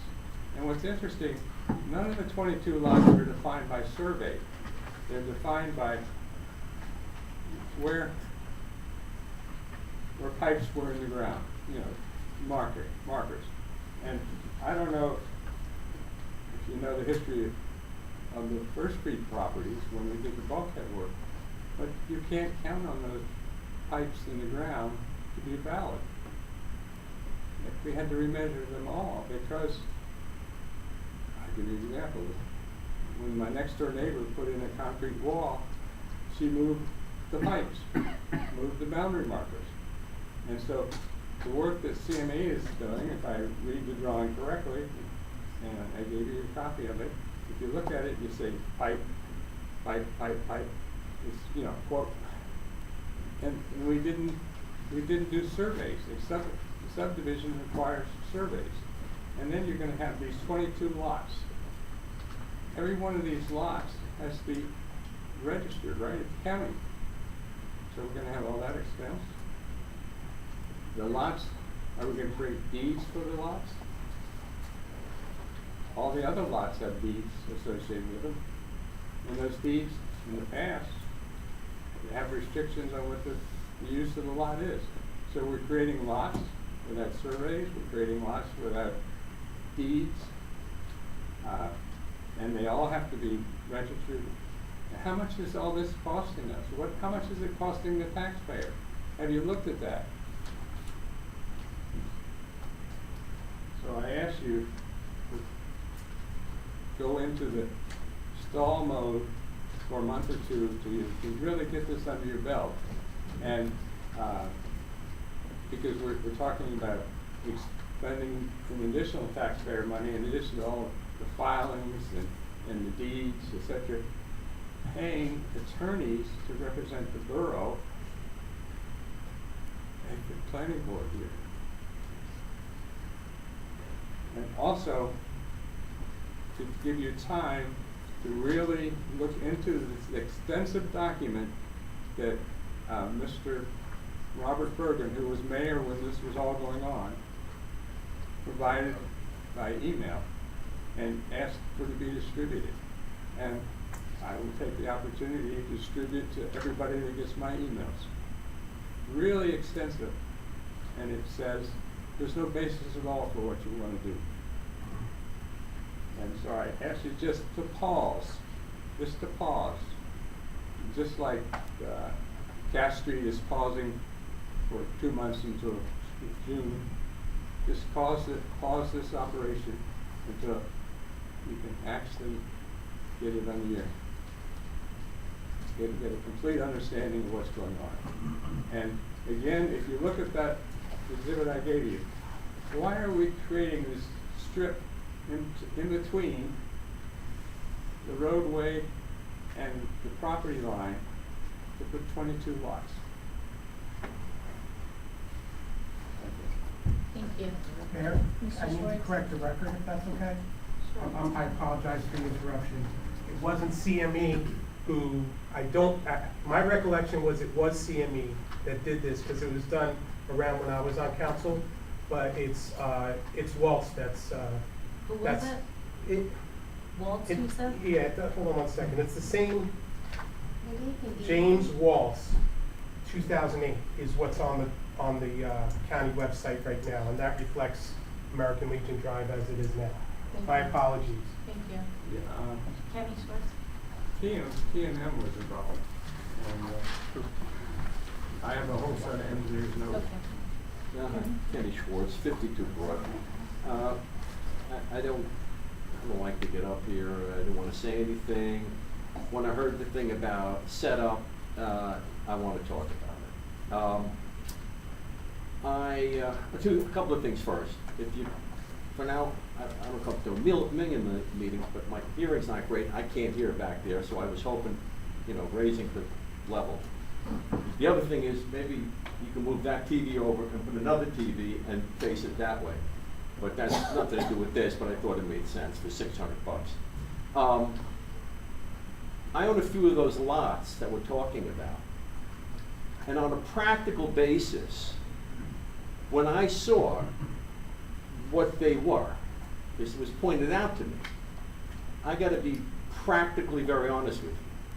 I don't care about those lots. All they look to me is more gravel that I have to be worried about that somebody's gonna slip on and I'm gonna get a lawsuit. if you go and look at those lots, they're just an extension of the properties that you can't, at least the ones that I'm aware of, that I can't use. So if it's a big problem and the town wants to keep them, I don't want them, okay? And I mean that. I could care less about those pieces of property. Because I think the thing is, what it sounds, when you make a nefarious accusation, it sounds like, oh, they're giving away free lots. Well, I'll tell you what I'm getting. I'm getting more liability. I'm getting more gravel. I'm getting more nothing, okay? And you can make all the insinuations you want, but it's wrong. And believe me when I tell you, if you want to keep my lots, or you want to give them to Mike, you can give it to him.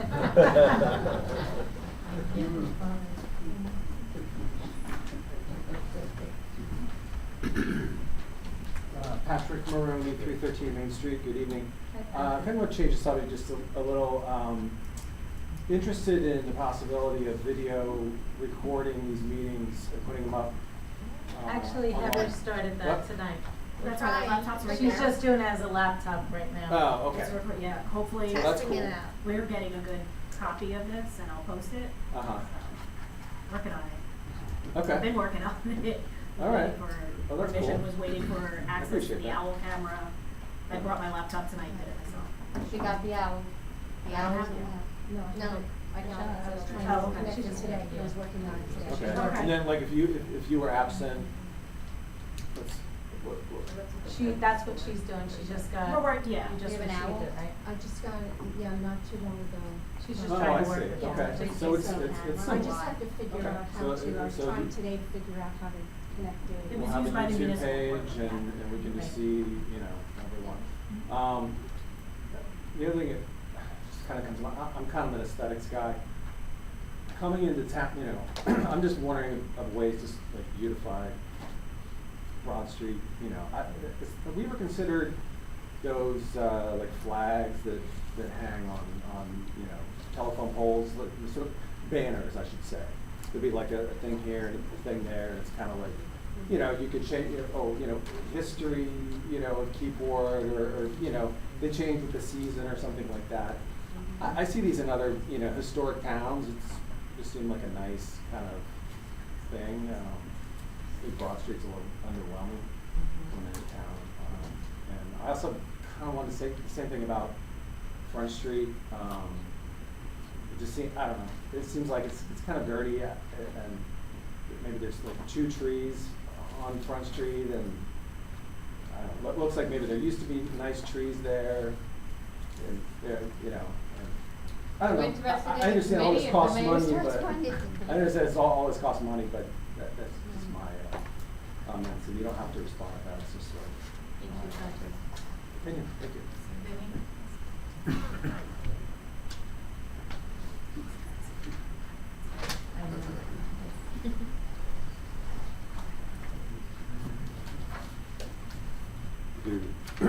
My name is Winnie Kine, 46 East Front Street. I have to say that Keyport, this beautiful town that we live in, is definitely at crossroads right now. What? Crossroads, in terms of what will happen to it in the future, in terms of development. And people are cynical, especially after last year.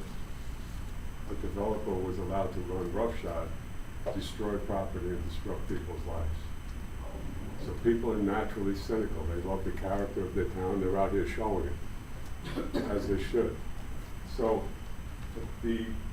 not having seen the maps, I will be attending the meeting Thursday. The interesting point that Michael brings up is that they run exactly with the property coming down from Front Street, right? What are the possibilities of one of those property owners obtaining their lot behind them and extending and building that way and building something like the monstrosity we have on Front Street? Well, they can't build without the council's approval to sell the lot, and That's not what we're doing. So why were the lots drawn up then? We've when already you said have tonight just- that we drew these lines because somebody approached us about buying a piece of property. So to say right now that that's not why it's being done is not true. Couldn't it have been drawn up just as Boro land and Green Acres for simplicity and to save the taxpayers the money of all the engineering costs? I asked the same question. Well, I'm asking it now. Could have been drawn differently, sir. It could have been much simpler and much less expensive, correct? I don't know what the cost difference is. Well, you wouldn't have to draw 22 lots up, you just draw one line for Borough land, one line for Green Acres. So naturally, you've gone through the expense of this, people are cynical again. And I have to say deservedly so. People love this town, they love the character of this town, and there's certain things that are happening in this town which are not in character with the town, that the people grew up with, that the people moved to, and the people here love.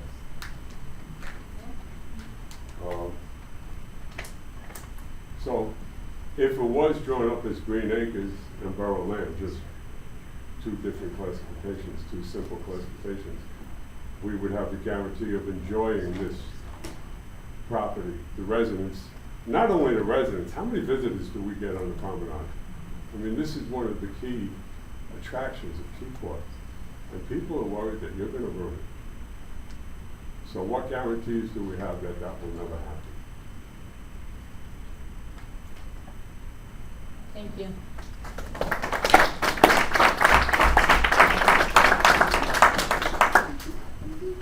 President?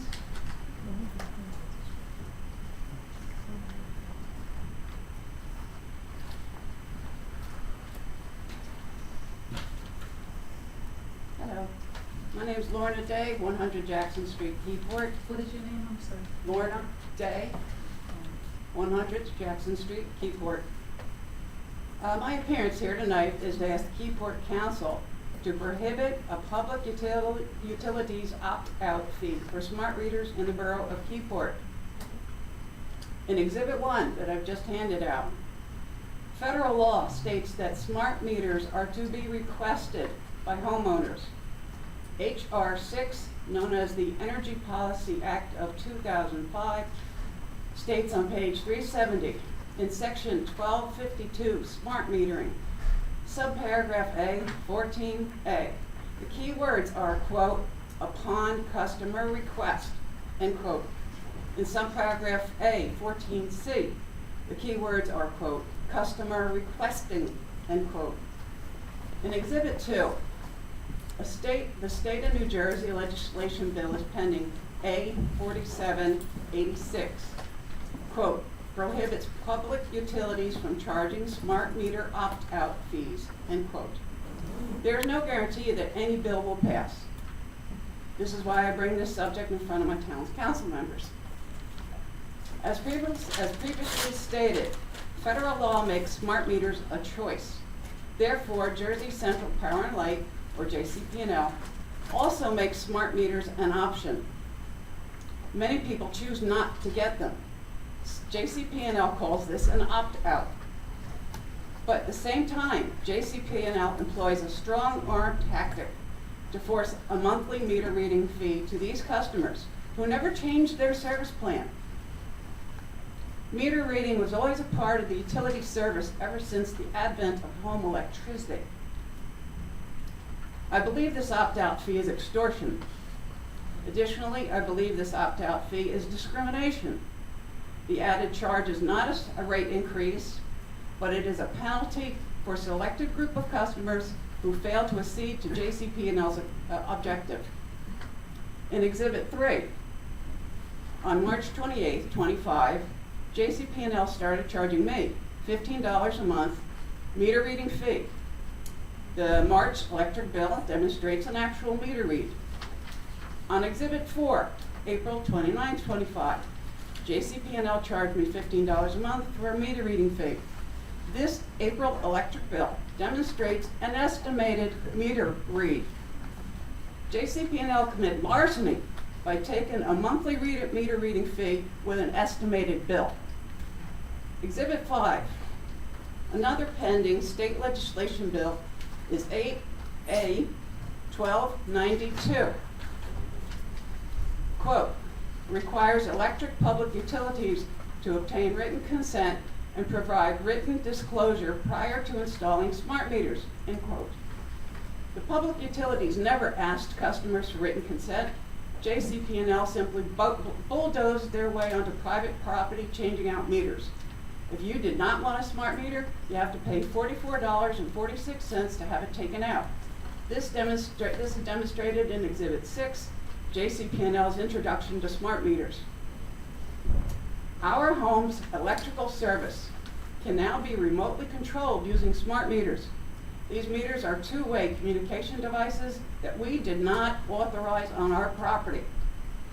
These devices are part of an advanced network.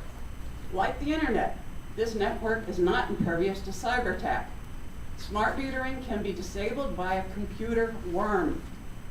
This exposure is a clear and present danger that was caused by the electric public utilities, in which a homeowner has no way of thwarting this imminent threat to their domain.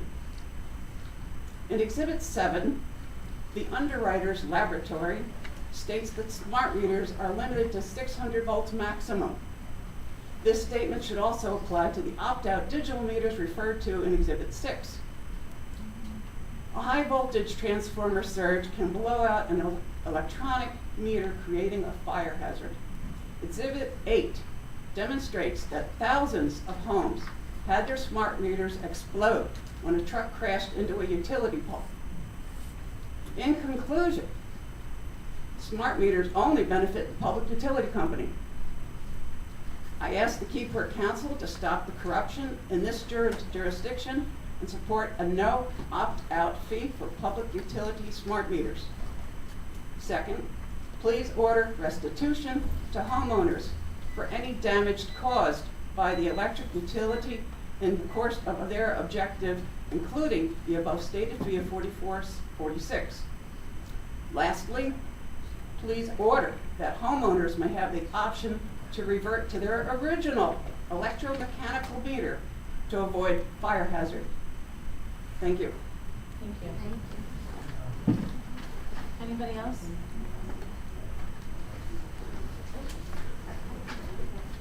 Can I go for?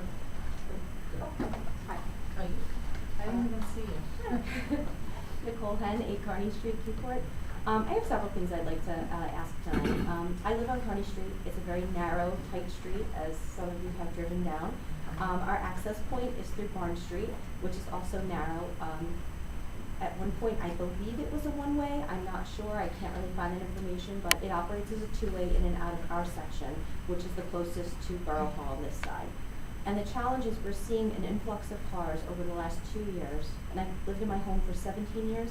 The last 2 years, I can count 5, 6, 7 cars a day coming down Barn Street and making the illegal turn and going the wrong way down Kearney Street.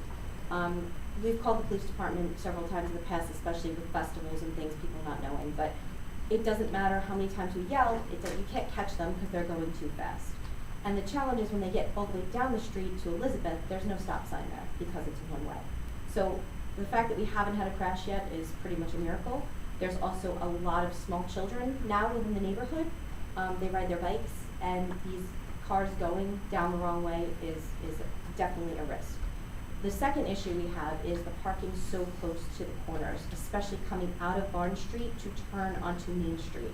Both sides of Main Street coming out of Barnes, there's always cars parked very close to the corner, and even though it's not yellow per se where they're parking, it's very difficult to try to make a right or even a left out of that area. And because it's the only access out that we have down that end of the street, it potentially causes a safety risk for drivers. Again, we're noticing people parking in the no park section on Barn Street, which again, there's no parking on that street as well. So I guess my question is, what can we do to rectify that? Just be sort of bothering Chief Broom every day. Well, Chief, you'll have to get involved. I'll take in this. Okay, we'll have a chat? Okay, perfect. My last thing I'd like to bring up is in 2013, we were enrolled in a Monmouth County annual reassessment on our taxes.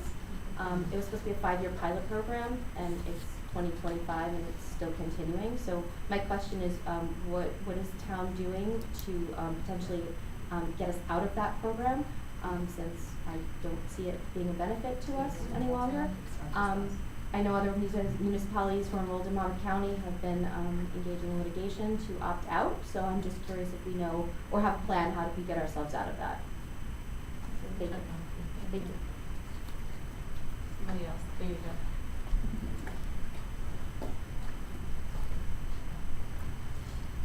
Mike Strallo, 77 West Front Street.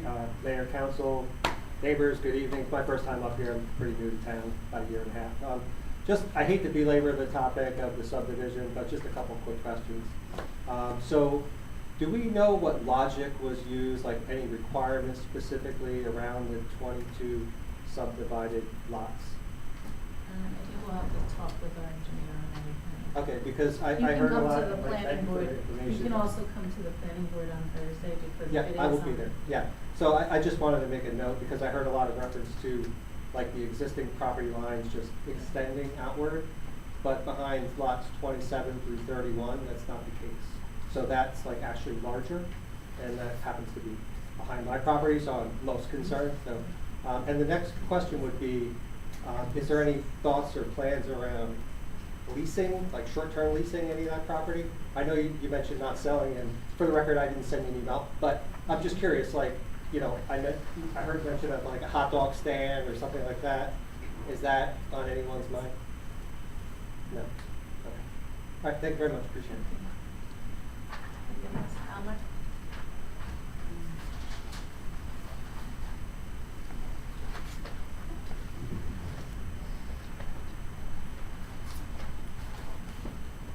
I'm J. Graham Jr., 22 St. Peter's Place, a few things. I know, first of all, on a lighter note, as far as the Mets are in Boston tonight at Fenway Park, for you Mets fans, top of the seventh inning, Red Sox lead them 2-0. You know, we can come back for that. And we're going to come back and beat those Yankees the next time, so City Field. Okay, anyway, another thing, as far as the waterfront goes and this everything in this beautiful borough of Keyport, let me tell you something. This mayor and this council very much have the taxpayers' interests at heart, believe me. And they're doing an outstanding job on that. So it is important that the planning board meeting is important on Thursday night. So, okay, two other things. You've heard me talk about this before, and I'll talk about it again. It's about We Care Adult Daycare. I go there twice a week. It's on Highway 35, Kings Highway in Middletown, Red Bank. I help them out. They help me out. Believe me, the staff there is outstanding, especially with people that have advanced dementia and everything like that. And believe me, I see it every time I go there. I would recommend them to any caregiver of a loved one. Please consider We Care Adult Daycare. Like I said, the staff is outstanding, and they have a Facebook page, and they're excellent. I highly recommend them. One last thing, I'm a member of American Legion Raritan Post 23 here in Keyport, and any honorably discharged veteran is welcome to join us. We meet the first Thursdays of every month at 19:30 hours. That's 7:30 p.m. for you civilians. And they're an excellent organization. Again, American Legion Raritan Post 23. And please, any honorably discharged veteran is welcome to join us. Thank you. Thank you. I would also like to state on Monday, Memorial Day, American Legion, they have a ceremony that they do at, they have one at the library, one at the World War I memorial. There are two new that they're adding. They're also going to have it at 4 different cemeteries. There's also one in front of the Legion, and then we have one at the Waterfront. So if anyone wants to attend, it starts at 11 a.m. in the morning. Anybody else? Susan? My name is Suzanne Sokolowski, 14 Walnut Street, Keyport. I'm not sure if I need to address Mr. Firm or the council, but towards the end, from the Waterfront to the end of Walnut, all the way down to First Street. I guess they think this is the Indy 500. There's been multiple residents that almost got hit, people walking their dogs, because there's not ample sidewalks on both sides. And also from Oak Street, one like that stop sign, it's like way far back. They don't even like stop, and when I'm pulling out of my driveway, I take my time because they just come right around, they don't stop. I've been almost hit numerous times, and like something needs to be done because it's really dangerous for not just myself, but residents. There's people moving in with kids and babies, and it's just really bad, and it's been bad for several years. And plus the street isn't like a smooth, so when you're coming off of First Street, like you gotta kind of go on the other side because there's like dips and you're gonna get holes in your tires, and like they don't stop, they just fly right down. And when I'm coming off of First, I only have to go up a little bit, I put my blinker on, and they see me and they just keep moving, they don't stop. And it's not even the tractor trailers, it's the regular residents around there, and something needs to be addressed because somebody's gonna get hit or a severe car accident, and it's like really bad. And Chief Carmen, you'll look into it. Thank you.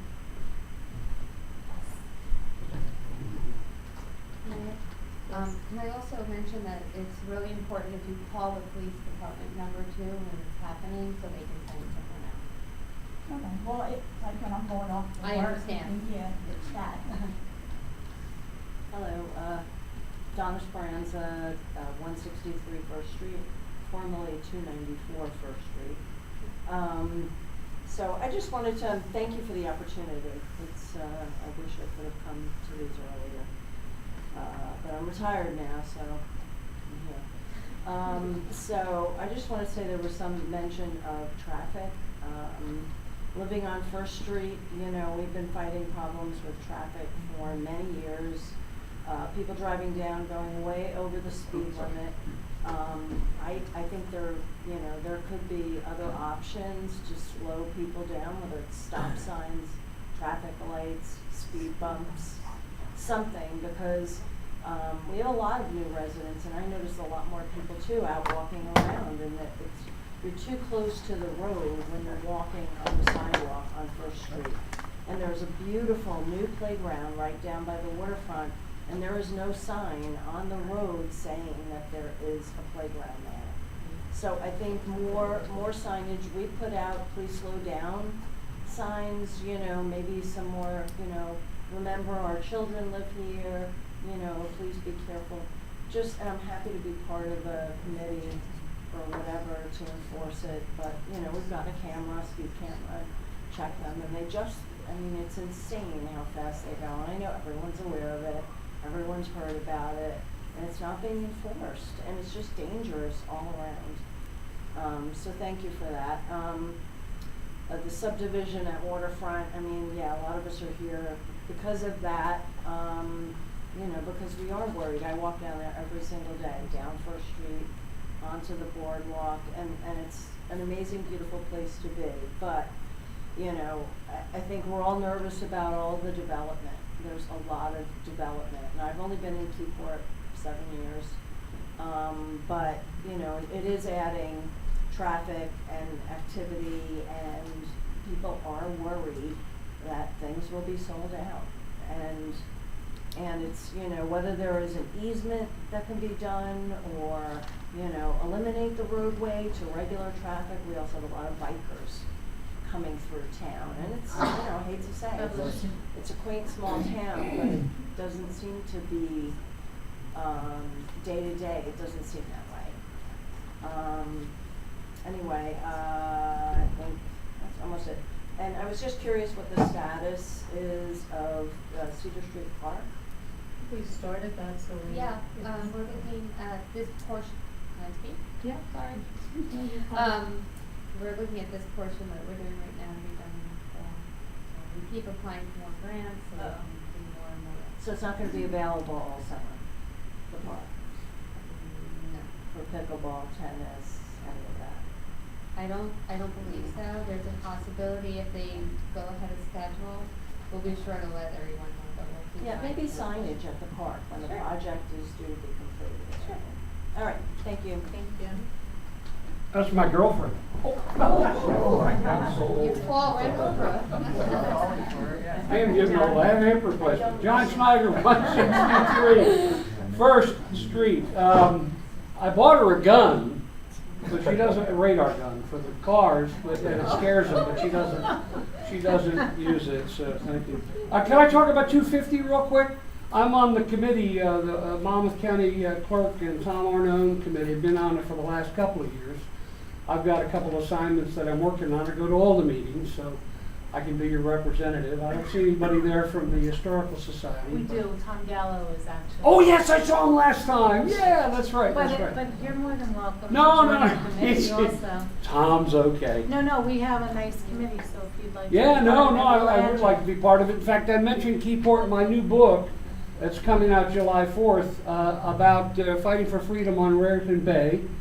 And a lot of people don't know that there was lots of battles and the boats and the mosquito fleets and there were floating mines actually in barrels back in the old days. Hi, how are you? So that's good. But yeah, and then I'm also doing a traveling guidebook for the clerk on all the different places you can go in Monmouth County. So it's a kind of a travel guide that you could go here and here. This will be a location as well. So it's all Revolutionary War kind of sites that'll be out. And then and I have another book coming out in a couple of weeks, all about boating. It's called Me and My Floaty Thing. It's a comic. Thank you. Anybody else? John? Oh, go ahead, you can come up. Good evening. My name is Charles Miller. I live at 19 Green Grove Avenue. I've been in Keyport since 1980, I think it is. 3 of my 5 children have been born in my house in Keyport. So, and I have been to other council meetings over the years. So I was influenced by the social media about the subdivisions. I'm still not, I appreciate the clarification that you're saying you're not selling anything or anything, just redesigning those subdivisions, but I'm still a little confused. If I was to turn down by Mike's Subs going down American Legion Drive, and I'm driving down there, are you talking about the property from the road to the right up to the buildings? No, it's actually around where all the buildings are. Keep going? It's the It's little the whole way piece. down. Yeah, all the way down, but it's all that property to the right of the road, right? Because Right, that's. honestly, I had visions that you're gonna take that parking lot where the Ikea chain is and put condominiums there, who knows? No. But that's how you think. I appreciate coming here and hearing some of the clarification, because I walk down we walk almost that promenade and I remember the old promenade. And we walk down there all the time. And you just, from the right side, it's almost like a parking lot, the old parking lot there. Not, so it is a mess. It's not, and even for those businesses that are now trying to come out the backside, it looks like they're coming out with balconies and everything, trying to see the view. So I'd be, I don't know what's going to happen or whatever, but I would hate to see some condominiums going in there, and because I live all around town, you see it, a lot of building going on. Every square inch is trying to be taken. So my comment is, just watch out for us. I don't want that stuff in my town. I agree with you. Okay. Thank you.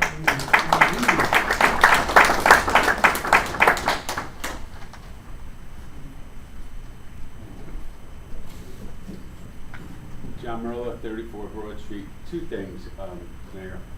One is across the street from Raritan Cove, the old Peterson's Marina. I have been in touch with some of the homeowners from Raritan Cove, and they've questioned, and it's a good question. I know the dirt that was moved and relocated to Peterson's property is under DEP rules and guidelines right now because they took that over. I guess it was a violation. However, I do believe strongly that the council can weigh in on that. And if they're not going to move it, because it's gotta sit, at least cover it. You know, so those people that are new to Keyport don't have to look at it for the second summer. I really think it's, you know, it's not a good look. Can you look at that? I've been seeing it. I mean, I know it has to stay for a certain amount of time, but I do Right. agree when you I buy would- a I don't know home. what enforcement measure we You know can what- have, but we you know can what speak to them and cracks me say. up, if it's a DEP violation, why would you leave it uncovered? The rains and water is gonna hit it, and if it was contaminated, contamination is gonna spread. I'm emailing it. I appreciate it. The second thing is just a general comment on what you're dealing with. When I ran for council in 1985, the first thing I did was I looked at a 1961 master plan, the year I was born. And in the master plan, it identified Legion Drive as something that's got to happen eventually to motivate traffic and parkland, and it didn't talk too much about like a parking lot. But eventually, in the 60s, that land was basically, I don't think that there was a word used that people gave up. No one gave up nothing. They lost their rights to that property. They lost their riparian rights.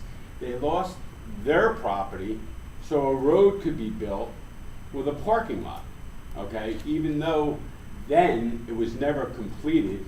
It was a 3-phase project that traveled through 3 years of the 60s, 66, 67, and 68. Was never completed 100%. Drainage wasn't done, curbing wasn't done that was supposed to be done because the borough had no money. One property owner refused to give up his riparian rights, and to this day, it's documented that they didn't give up their riparian rights. So all what I'm saying is, in 2000, someone said, how much is it gonna cost the taxpayers? Well, in 2008, we spent millions on a waterfront park, which everybody loves in our beautiful borough. Everyone from out of our borough comes to see a beautiful waterfront and enjoy it because there was vision. I don't really care who was the mayor at the time or who was the council. They deserve credit because it was a waterfront guideline and we got funding for it. Now, moving forward, last year, the council did in April a resolution, and the only council member that honestly commented was Councilwoman McNamara. She asked the question on Resolution 147, some questions regarding Green Acres, as I remember, and the engineer, I addressed them. And the council voted unanimously to move forward with what you're doing today. So all I'm saying is now, you talk about transparency, you talk about compliance. I think you're all taking the steps that need to be done to complete the job, okay? And what I see now is some truth, some not truth. The bottom line is, it's all in public documentation. The resolution 24-147 was passed. You hired CME to do a study. Now you have to go to the technical part going before the planning board. That's another hearing that the public can be heard. This is a public. The public had last year to identify. In 2008, there was many meetings, public meetings regarding the waterfront park. We lost 88 parking spaces for a park. Most people in Keyport love the idea of the park versus the parking lot. Even though our master plan in 61 identified our #1 issue in Keyport in the future will be parking. In 2025, what is our biggest issue? Parking. It's not a bad problem, it's a good problem. That means people are from out of town coming into town because of our success. So what I say to you is tonight, I applaud all of you for moving in the right direction of transparency and compliance with the waterfront. Thank you. Thank you.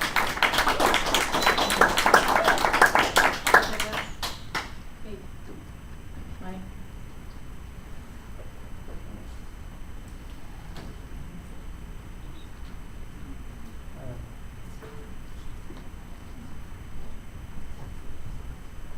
Just, there was, earlier in the meeting, there was an input on approving the town for making movies.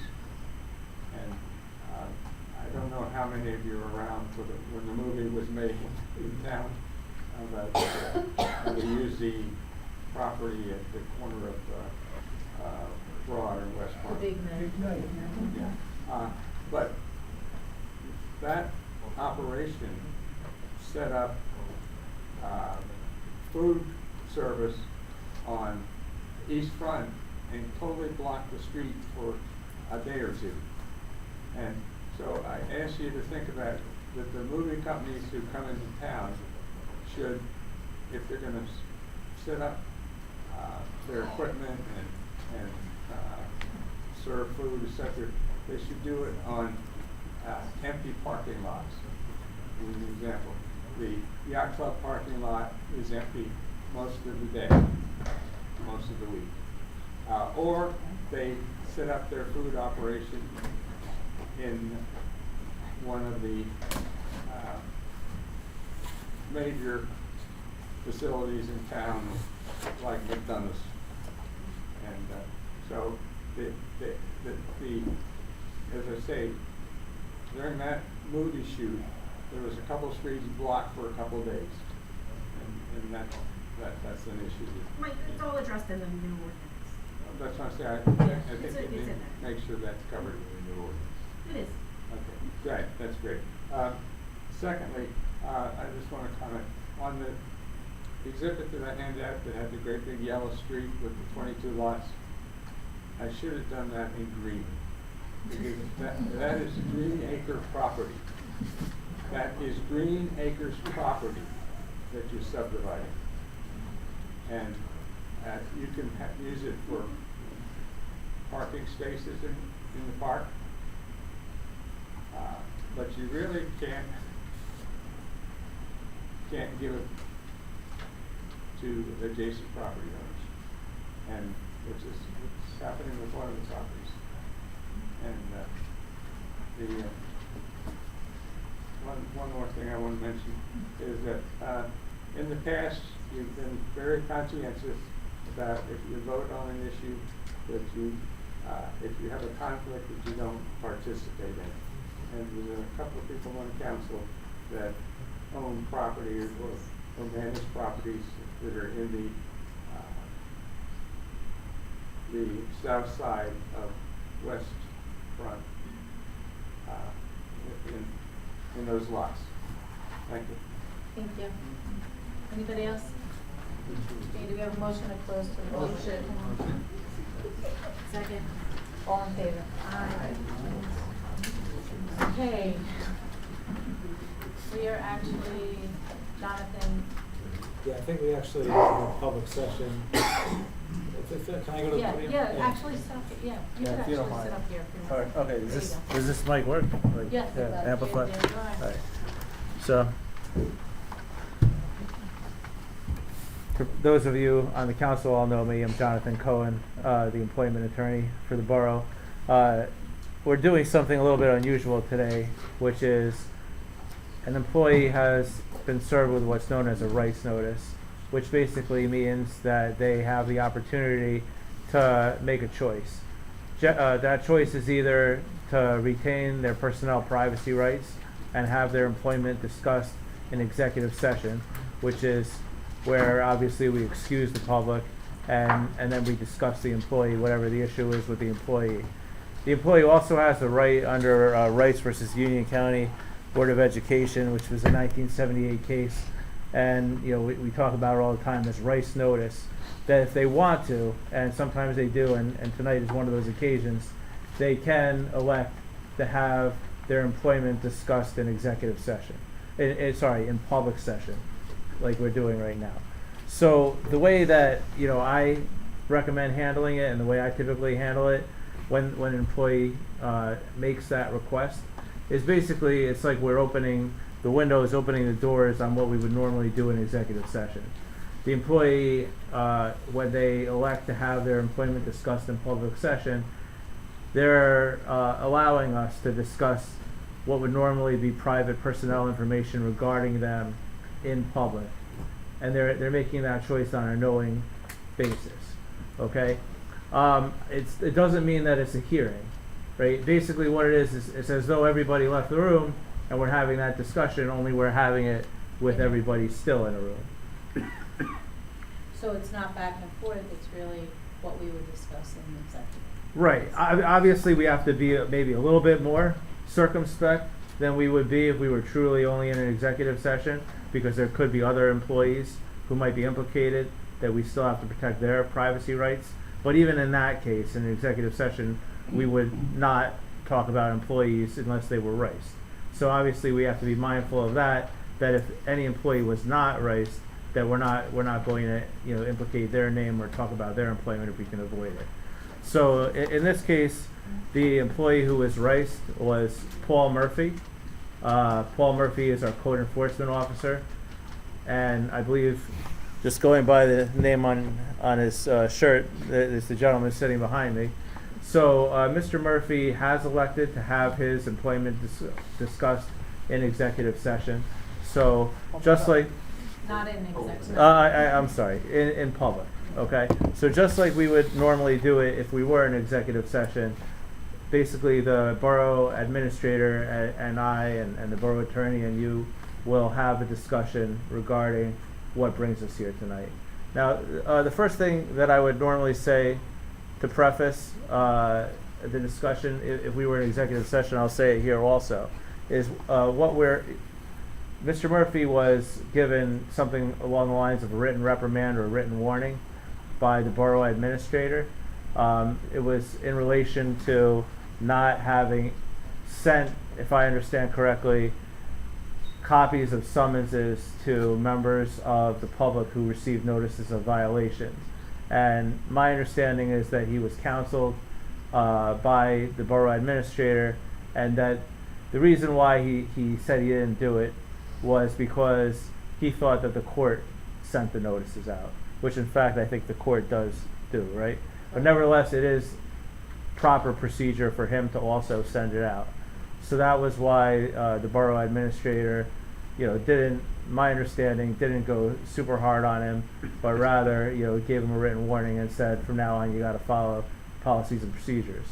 But when we're talking about things like written reprimands and verbal reprimands and even minor discipline of 5 days or less, these are things that really you entrust your borough administrator to handle on the civilian side of the building. When it comes to the law enforcement side of the building, you want your chief doing it. So we shouldn't really feel like this is something that we should get used to, having a practice of having these types of discussions about minor discipline of employees or counseling of employees or written verbal reprimands. This case was a little bit different for a couple reasons. One reason was in a prior version of the ordinance that some of you may have relied upon because it hasn't been fixed on our website. It said that the code enforcement officer reports to the council. Okay? Turns out that should have been updated. I'm sure we'll talk to our IT people about that. But in 2024, in Ordinance 2024-06, numerous positions that used to be listed as reporting to the council were amended to report to the borough administrator. That includes the zoning officer, the engineer, the code enforcement officer. And frankly, that probably was a good ordinance, because typically when you're in a civil service jurisdiction and the borough administrator is your appointing authority, you want a straight line of reporting for most employees. Obviously not for your statutory employees like your clerk, your CFO, etc., tax assessor, tax collector. But when it comes to most of your employees, it does make sense if the civil service is going to have to run through the administrator, that the administrator is the one who's supervising them. Obviously, the administrator is the one who's here every day, and is the one who has to handle the day-to-day affairs of the jurisdiction.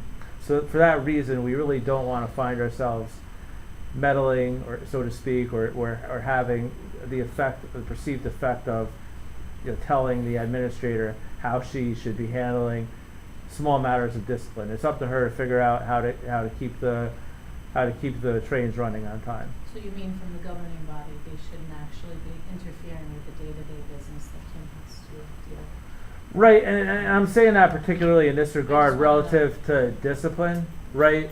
Because some of you I just don't want the impression to be given that this is something that is normal, that we're up here talking about a written reprimand for an employee. There was. Can we see proof of the written reprimand? Yeah, Kim, do you have copies of it? Not here, and you might have it. I have one copy. You guys can pass it around, but unfortunately I don't have copies of it. Is that something that even falls under our purview? I didn't ever think that we were supposed to be monitoring employees. Like if the BA was coming to us and telling us We have some legal records. but I don't see what they do. I don't see, I don't know what people are doing. We are in the meeting still. If you can take any conversations outside, please. So the question that she has is the council supposed, are we, Am I supposed to go to construction and say, what did you do today? Let me see. Where is the line? Because we've been told so many times what we're supposed to do or not do. And then I can't even believe that we're having this right now, or where this came from, or why we're sitting here. Right. So, with regard to this specific situation, it was brought. I don't have the full genesis of it. I would probably turn it over to the borough administrator to give you a little bit more color. I know that there were some issues that were raised by a resident and also Councilwoman McNamara. So that had to do with it also, which was, Kim, do you want to kind of jump in and take it? Sure. Where do you want me to start? I mean, just if you could just give the chronological, how this kind of came about. So, I was asked to have a meeting with a resident. The resident came in, he wanted a witness for Councilwoman McNamara. It was brought up at that meeting that council was contacting that resident to complain about Mr. Murphy. And that so were employees asking this resident to please come forward and put in complaints against him. I told him that's not the proper process on how we do things. I'm sorry, did you just say that council was contacting a resident to come and make complaints? That's what he said to me. He did not, I was in the meeting. Nope, he did. He said, council, yes, and he said. The meeting that I went to with the Yes, resident. yes, yes. That absolutely did not. Yes, it did, because he even said, well, it wasn't, I'm not blaming Councilwoman McNamara. He said it right then and there. Yes, he did. And did he use names for council, or he just No. said council? No, he just said council. He just I wish said he was council. here because he did not. Yeah. Go ahead. He did, and I made sure that I contacted our legal counsel right afterwards. So, what was that meeting about? He had zoning complaints. Not all were under the purview of Mr. Murphy. There were different issues. Some fell under UCC. He brought up that there was a business that received a violation through the court, not through Mr. Murphy. Councilwoman McNamara verified she heard the same thing. Then that same week, another employee emailed the mayor and council, copied me, saying that the office that they were in had issues with Mr. Murphy because they went through one of the drawers that is Mr. Murphy's desk, and they found the ticket book and proceeded to make copies of the ticket book, which did state that it was mandatory court appearance and that they didn't mail it to the people receiving the violation. I went ahead, called employment counsel. Kim, can I ask one question? So this violation book was in the desk? Is that Yes. what it is? Okay. I take it our desks aren't locked at Boro. No. But isn't he an official? He is an official, and I don't think that's a proper, that's another issue that I'm meeting with the department head about. Cause he was not aware of it as well. So, I wound up, I spoke with our employment council, I did the letter of reprimand, I counseled Mr. Murphy, he signed the letter, a few days later, in my office, and I wound up that I received an email from Councilwoman McNamara to rights notice Mr. Murphy. I don't know why he's rights noticed. I wasn't given the actual reason, so I'm really not sure what we're doing. So we discussed this written warning right here because the warning is telling him to make a procedure for something that already exists that he was not following. No, it did not. There is not a written policy. I looked it up myself today. Okay, I don't have our it. website. You just happened to look it up, or you knew this was happening? Like, I'm so confused at We were how we told got this was here. happening. Yes, we were told that there was a rights notice issued, and this is what we were coming here to discuss. Well, I knew there was a rights notice. That's what executive session was We about. all got an Yeah, we got the email email. from the employee with all of the stuff. But again, I didn't know any issue that was happening, because we're not privy to the information that's happening in the offices. If someone else is, and I'm mistaken, like, I'm not, like, I don't You didn't get the know. email with all the copies of the I summons? don't know what he's doing, I don't know what anyone in I don't know what anyone up there is doing. I don't know why some people do and some people don't, because I didn't think it was part of our job on council to know the daily, what is going on up there. I know I can't ask you, But chief, it what's involves going on in asking there, but I not didn't know I notifying could residents ask. of court appearances. I think it's a significant issue. So I think what needs to happen going forward, and I think everybody's got their point of view, and everyone is elected and doing their best to serve the members of the community. But to the council president's point, you have an administrator to administrate what goes on with the employees. So the proper procedure is really if a resident comes to you and says to you, I've got a problem with XYZ employee, right? The next call should really be to the administrator, and that's the end of it. Unless, of course, it's a police officer, then it's a totally different thing. It goes to the chief for internal affairs. But really, depending on which side of the house it's on, if it's law enforcement, it goes to the chief. If it's civilian, it should go to the administrator. But Now, at what point does council get to step in when there's continued issues that haven't been addressed? well, if there's an issue with the administrator, then that's something that the council really needs to bring up with the administrator, right? Because the administrator's job is to administrate the town. So at some point, it becomes not the issue with the employee, like Mr. Murphy, it becomes your issue with your administrator. So, I don't mean to be that direct, except that really that's kind of what it is. You have to put your trust in your administrator to handle the day-to-day affairs of the town, or else the town is just not going to function. It's very hard to have 7 chefs plus the administrator cooking the soup and have it turn out okay. That all having been said, we're here because Councilwoman McNamara requested it. I think it was a valid request, especially considering the prior version of the code did say, and if you went on the website, the prior version of the code did say that the code enforcement officer reports to you.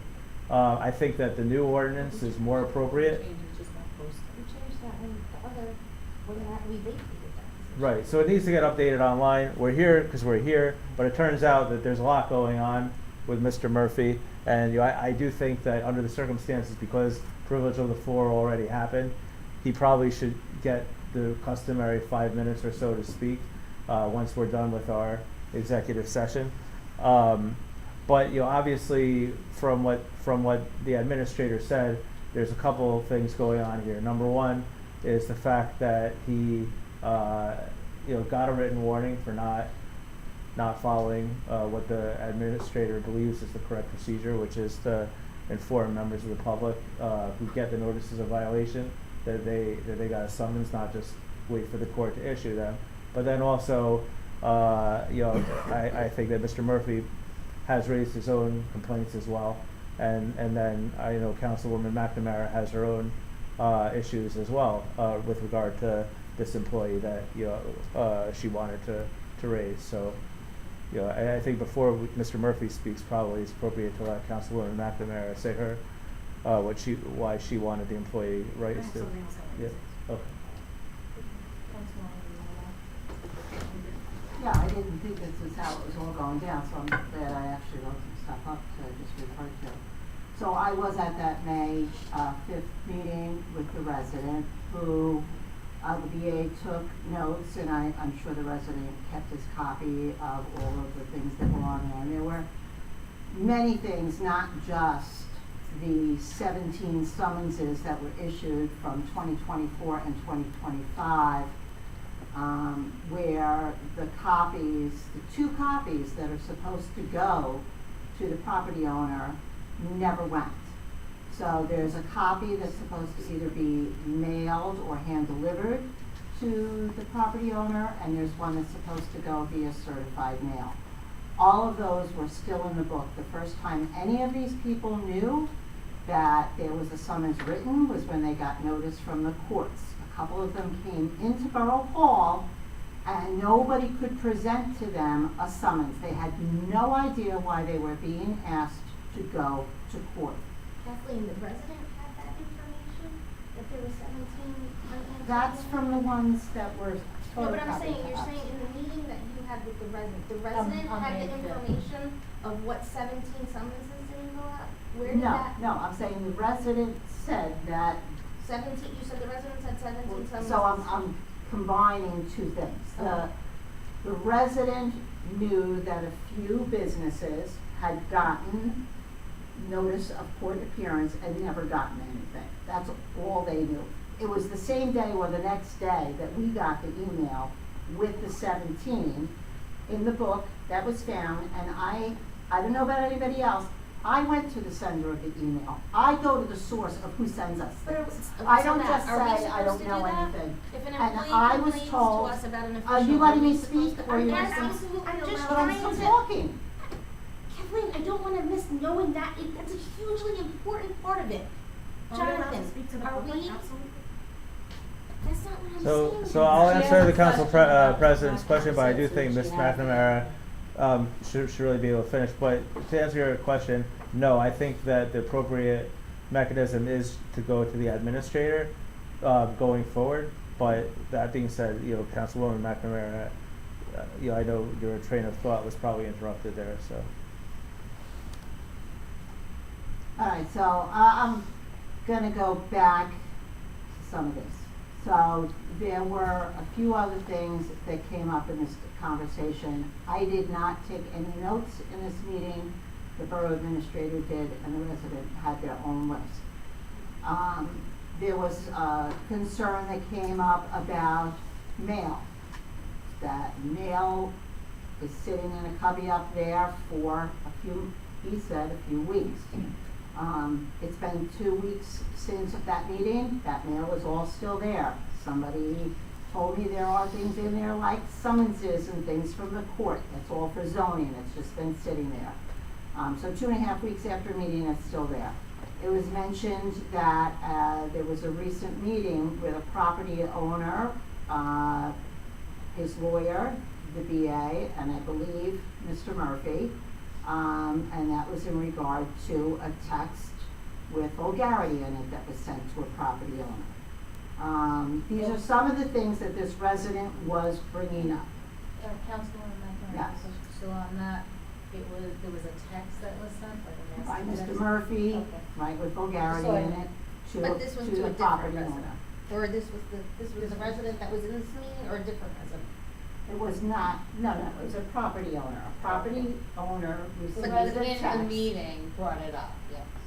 The resident in the meeting is bringing up. So the- property owner received a text from Mr. Murphy With that was vulgarity. vulgarity. We were, actually, it was the meeting that Andy and I sat in for 171 trees. But that wasn't part of it. Okay. Okay. The only thing I had added to that conversation when the resident was finished was that I had gotten questions from a couple of residents about, and I had already addressed this with the borough administrator, that all of these West Front Street properties had gotten notices about their garbage. And I actually had 2 residents reach out to me, very concerned. One actually had a fight with her husband because she yelled at him like, "What are you doing to our garbage that we're getting this notice?" Complaining about how we're supposed to put it out. And VA explained to me that it apparently went out to all West Front Street properties. It didn't say you're in compliance, you're not in compliance. It just was kind of however it was written, but it had their names and addresses on it. And then I shared at that point in that meeting that I heard that there were a few businesses who had not received either copy of summonses from the borough, but received notice of court appearance.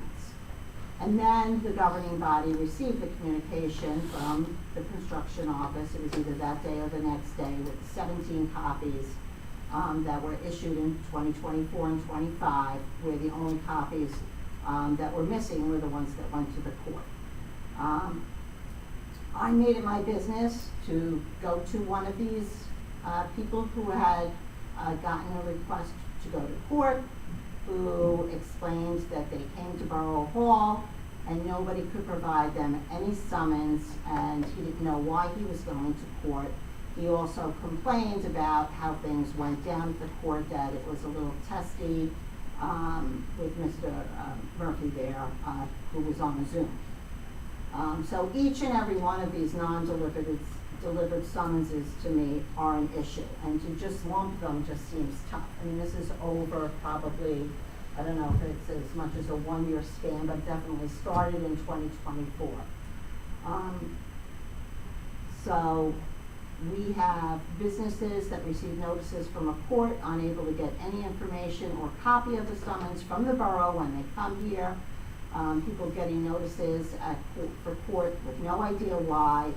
Some of them, according to people that I spoke to, even just went and paid the fines because they thought they had lost the summons. They didn't realize they had never gotten the summons. They didn't know what they were doing. They just wanted to stay in the good graces of the municipality. They just went and paid the fine. So it's looking at what we received, you know, it's kind of a moot point, but there's a lot of inconsistencies in the way they were written out. Some were written out to the business owner, some were written out to the property owner. The one person I spoke to, his had the property owner's address to communicate with, not the business reaching out to them. So a lot of different things like that. And then I guess, you know, we've been told that the November 2024 issue where a resident came here in December last year at the December 17th meeting, the resident came in and was concerned because Mr. Murphy had entered her home. And I made sure that I looked at the footage from the body-worn camera a couple days later. And in that, it's not that she is ever stepped back from what she said. She actually walks through the whole thing. But she didn't want to file a criminal report because she didn't want to ruin the young man's career. But she did specifically ask, you know, for a sit-down with other officials in the municipality and Mr. Murphy to go over it. I don't know if any of that ever happened. I don't know if the borough administrator looked at the body-worn camera footage. I mean, that's, you know. So I think that. The police went to the house 3 days later. Well, the administrator. The woman came to the meeting, and so the police followed up to see, you know, if there was anything else that she wanted to do. So the administrator's indicating, I'll let you speak for yourself. You're indicating this is the first you've heard of this? I know of the incident. I was told that it was looked into by the police department. I wasn't offered a video to look at. I don't know any of this story. I opened it. Yeah, but I went with like being told it was looked into. I wasn't doing my own investigation by any means. I rely on my department heads and my professionals. This is a lot of background information that has never even been shared with me. No one has come to my office about any code violations that they haven't received a notice to. So if they're going to another employee, that's a problem because that employee is not even sharing that information with me. Clearly, I think there's several issues going on here. Number one, the way that we discipline employees is progressive discipline in the state of New Jersey, all right, for public employees. Bach versus West New York, famous case. Everybody who does this kind of law knows it. Basically, what it says is, unless there's some kind of particularly egregious incident, we start out with the least severe form of discipline, and we kind of hit each one and hope that the employee will learn and correct their behavior. So when it comes to the idea, okay, these 17 things or 17 separate incidents, it's hard to look at it that way from a progressive discipline standpoint, because unless the employee was written up once and then he did it again, written up again, and then did it a third time, it's really not, from a progressive discipline situation, 17 separate incidents. It's, okay, now he's been written up. But his disciplinary file, as I understand it, was really empty. Coming into, before that written reprimand, there was nothing in it. So for the administrator to escalate it to something further, we're in a civil service jurisdiction, so if it's a 6-day suspension or more, that means that you're going to have an Office of Administrative Law trial. It's going to go to the Civil Service Commission. It's going to be a whole drawn-out process. And one of the questions that the ALJ is going to ask is, why didn't you do progressive discipline? If the person hadn't been counseled, hadn't any verbal reprimands in their record, hadn't any written, that's going to be harder to have discipline sustained. So what needs to happen if you have problem employees, I'm not necessarily saying that Mr. Murphy is a problem employee, but just generally, whether it's an employee who gets the report or a council person, it needs to go to the administrator, and then it's the administrator's job to properly document that and to go through the progressive discipline scale, starting with reprimands, moving on to slight suspensions, to bigger suspensions, and then ultimately, if the employee doesn't get their act together, they could get terminated. But you don't just jump to termination unless it's something particularly egregious. And also, one second, so I have a question. So if the council has any issues, they shouldn't be doing their own investigation to go to Kim for her to do the investigation on the employee. Correct. That's 100% correct. Unless it's I a just police wanna know officer. what If it's a police Are officer you that saying we're prohibited from doing an investigation? I'd say it's a bad practice, because what ends up happening is it's ultimately going to rest in the hands of the administrator to mete out discipline. So you folks have enough to do as council people, legislatively, handling constituent services, things of that nature. You don't need to do investigations of employees that Right, the but administrator. But it's not But illegal one for them to wasn't- be doing it if they're doing it. But one wasn't done after the Right. Can I just resident speak? came in. Right. So- Well, I would say if you believe that the administrator and I don't want, look, the administrator was raised and did request executive session, so that's a separate discussion to have an executive session. But it sounds like that's a question not about the employee, but about the administrator. If that's what how you feel. Well, it's actually a twofold issue. So right now we're dealing with the employee who's sitting right here. I would, one, assert that it is an egregious occurrence when somebody walks into somebody's house without knocking. That is an egregious occurrence. Something should have been documented, which goes to another part of the root issue here, is that we wanted to follow up because we don't feel that anything's being taken seriously and being documented. So this is the first time he's been noticed, but it's not the first instance we've been made aware of. Yes, we are allowed to talk to members of the public because we are their elected officials and they come and seek us out. So there's nothing that prohibits us, legally or otherwise, from discussing this with members of the public when they approach us. Further, again, going to his corrective action to make a procedure, there's a procedure that exists. It's 16-5.14. So he does not need to write one. One exists and he didn't follow it. So to make his corrective action to write a procedure seems a little redundant and ridiculous. Finally, by him not issuing these summonses to the people involved, as per the procedure that already exists, this prevented any of the members of the public, any of the businesses, from rectifying the issue themselves from not having to appear at court, from being able to dispute instead of just paying summonses because they assumed they lost it. You're removing the abilities from the public because somebody here is not doing their job. So I find that absolutely falls under the purview of mayor and council, because we're here to represent everybody out there. Right, and Councilwoman Brady, I don't know about those 2 instances though. So this Which is 2 instances? the ones that you just brought up about 2 people that had to pay. I don't even, this was never even brought to me.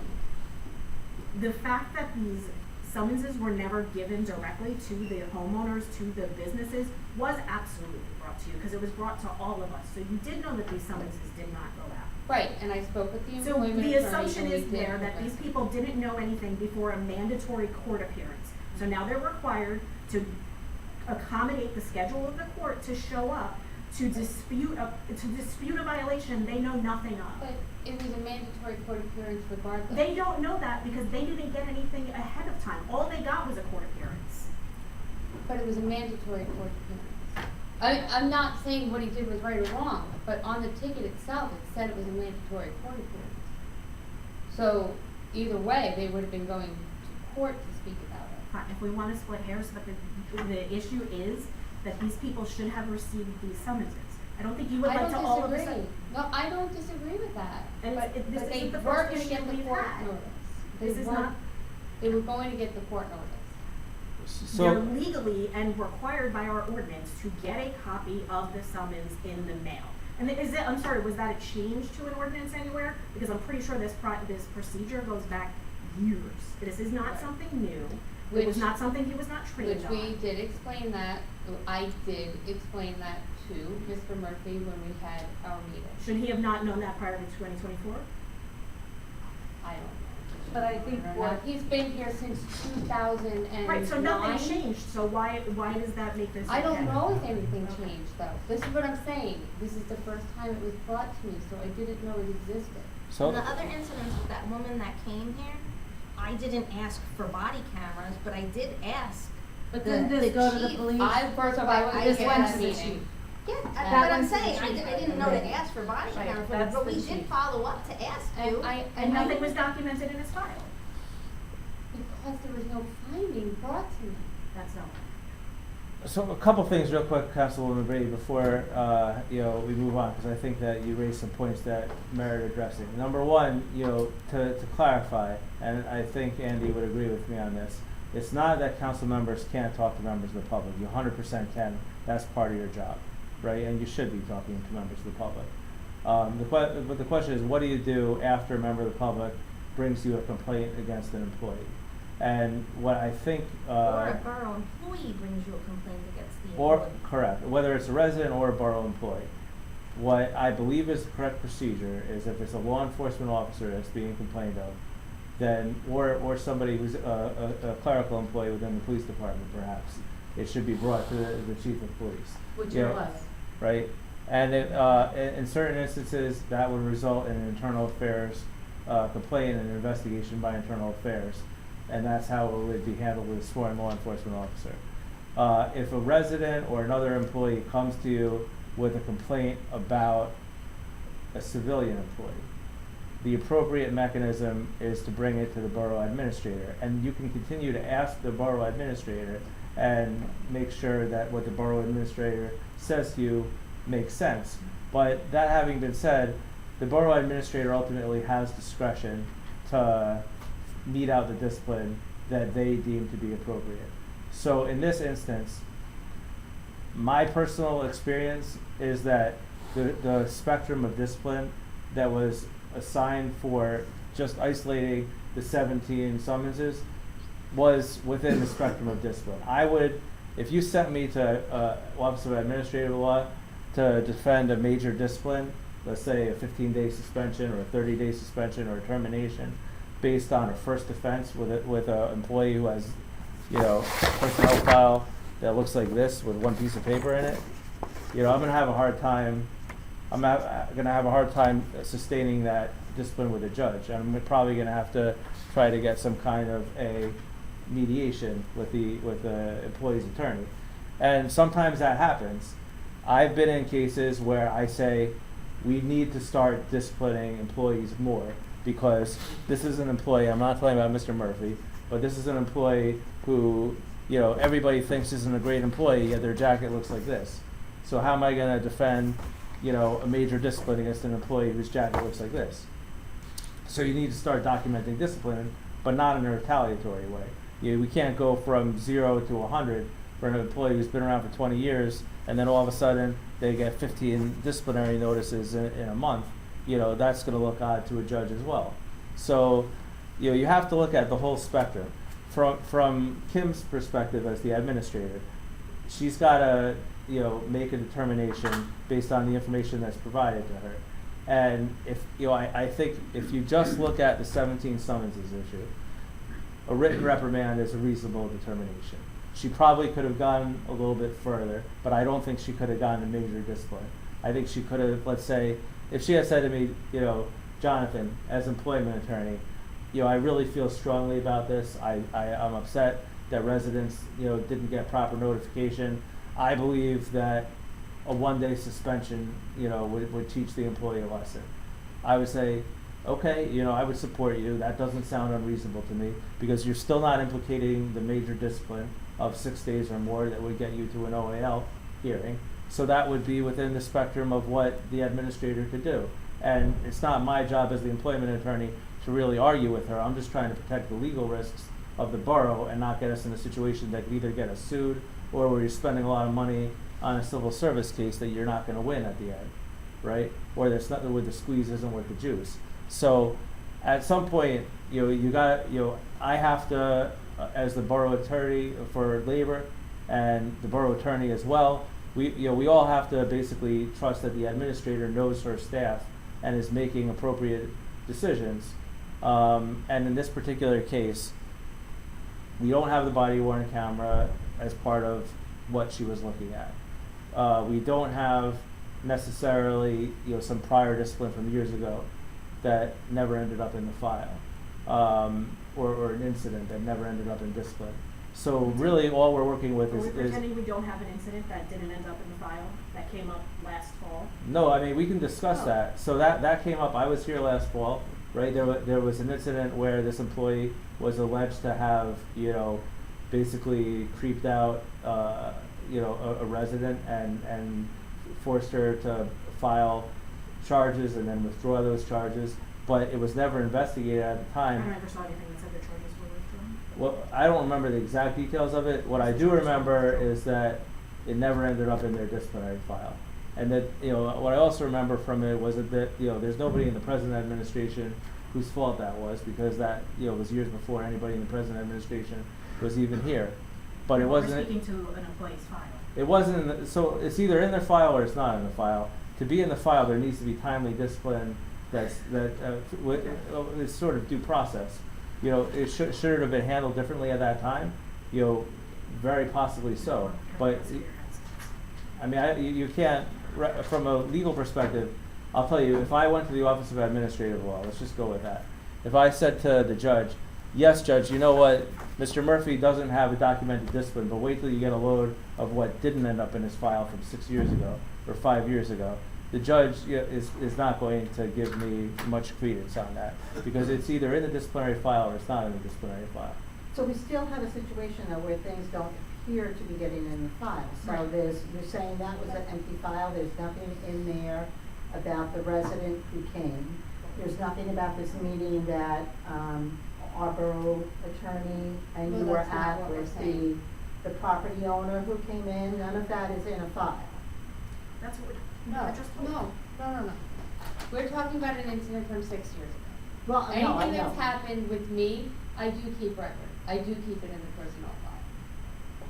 So Write-ups do we use are different camps? than keeping things in a file. Do we use camps here? Yes. Okay. So We have all to, of that civil kind of service. stuff isn't. Right, so everybody's Well, on the they same did it page. before I got here, but yes. I So do. if everyone's on the same page. Camps is the software. Basically, whatever it is kind of like an internet system. So when personnel actions take place, the appointing authority, which is the borough administrator in this form of government, puts that into the system, and then it gets transmitted to civil service. Any well-functioning civil service jurisdiction is using camps, and information is being transmitted on a regular basis to the Civil Service Commission, whether it's a change in employee title or disciplinary action or many other potential things. So, Can I ask a yeah, question? yeah. So as far as council following up on things, so say a resident comes to us, we have an issue, we bring it to the borough administrator, are we allowed to inquire, was this handled? Yes. Yeah, I think you do. And Kim, would you have a problem with that? No, not at all. To what, not want to know anybody's business, but to what level of detail are council members allowed to inquire about this without it going to a rice notice and all this information? Well, and what can you share, like say a resident is like, was that ever dealt with? I mean, I don't want to tell them. Okay. I don't feel like that's my place to tell a resident. You know, that's. So, yeah, to answer your question, you only need a rice notice if there's going to be a quorum of you.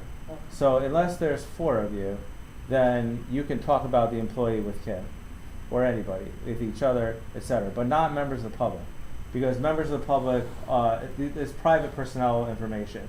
So Mr. Murphy, by electing a public hearing, waived his right to keep his personnel information private tonight.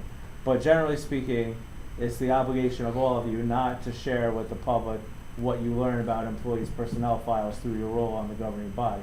That doesn't mean that you can't discuss it in groups together with the administrator, et cetera, if you've got, whatever the issue is. So to give your example, Councilperson Riley, if in fact, let's say you got a complaint from a resident and you wanted to make sure that it was taken seriously, you bring it to the borough administrator, and then maybe a day later or a week later, you ask her what's the status, you can come back, go around a month later. If you feel like she's not handling it appropriately, you could bring that to her attention, How can we make sure this gets into the file? Because I think that's what the issue is. Well, it's in the file, right? Yeah. I keep a personal file. I do. I inherited. I don't understand, is this allowed to be shared with that one council person who's inquiring? Upon the request of a council person to ask what discipline was undertaken relative to a particular matter. So let's say, let's just use a completely fictional hypothetical employee, right? You get a report that hypothetical employee misbehaved at work and made a coworker feel uncomfortable. You bring it to the council, to the administrator's attention and say something needs to be done about this, right? And then, you could come back and say what was done, there was an investigation, what was the status of the investigation, and, there are ways to stay apprised of the situation. And, there's nothing that says that the administrator can't show you a copy, like we just did, of a personnel action. The question, the issue is that you can't then take that and put it on Facebook, right, or even give it to the resident. So where you're in a bit of a tough situation, admittedly, is so the resident or employee brings to your attention, I think that my coworker or I think that employee X did something wrong, and you say, okay, I'm going to bring it up with the borough administrator. You bring it up with the borough administrator, and then they want to know what was done, right? That's not something that they're entitled to find out. And you can say that it was handled. You say it was handled. You could say it was resolved. That's basically but what you should be saying. Yeah, what you really should say is, hey, look, the matter was addressed, Right. but it's because of the private personnel information of the employee. I'm not permitted to speak further than that.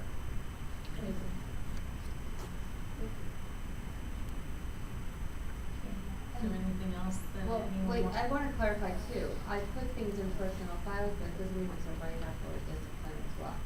It's for record, so that way if something maybe does happen again, I do have record. I don't want anyone thinking I'm taking anything lightly here. I don't take anything lightly when it comes to the employees. Things are addressed. I don't share day to day what I'm addressing things with the employees. My problem is I do have employees that are going to council, but not coming to me.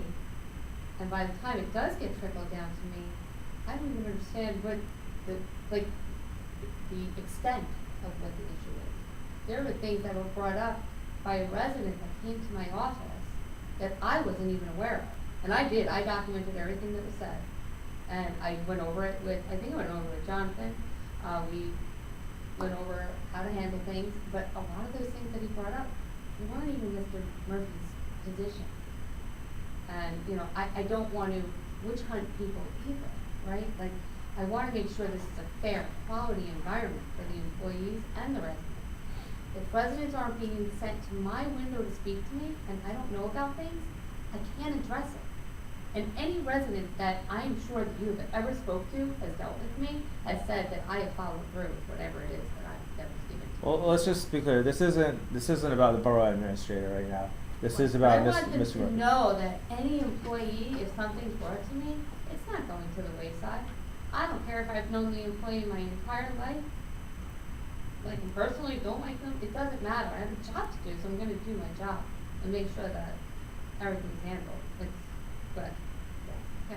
Right. All I was saying is, like, you know, I see this quickly turning into, you know, putting the borough administrator into question, which is obviously not the purpose of this particular session exercise. What we're really, you know, discussing is, number one, what happened with Mr. Murphy, and number two, what the appropriate protocol is going forward. Because I don't think that you want to see me frequently driving over here from Matawan to discuss with you verbal reprimands versus written reprimands. Should it have been a 1-day suspension? Should it have been a 2-day suspension? Should it have been a 3-day suspension? Right?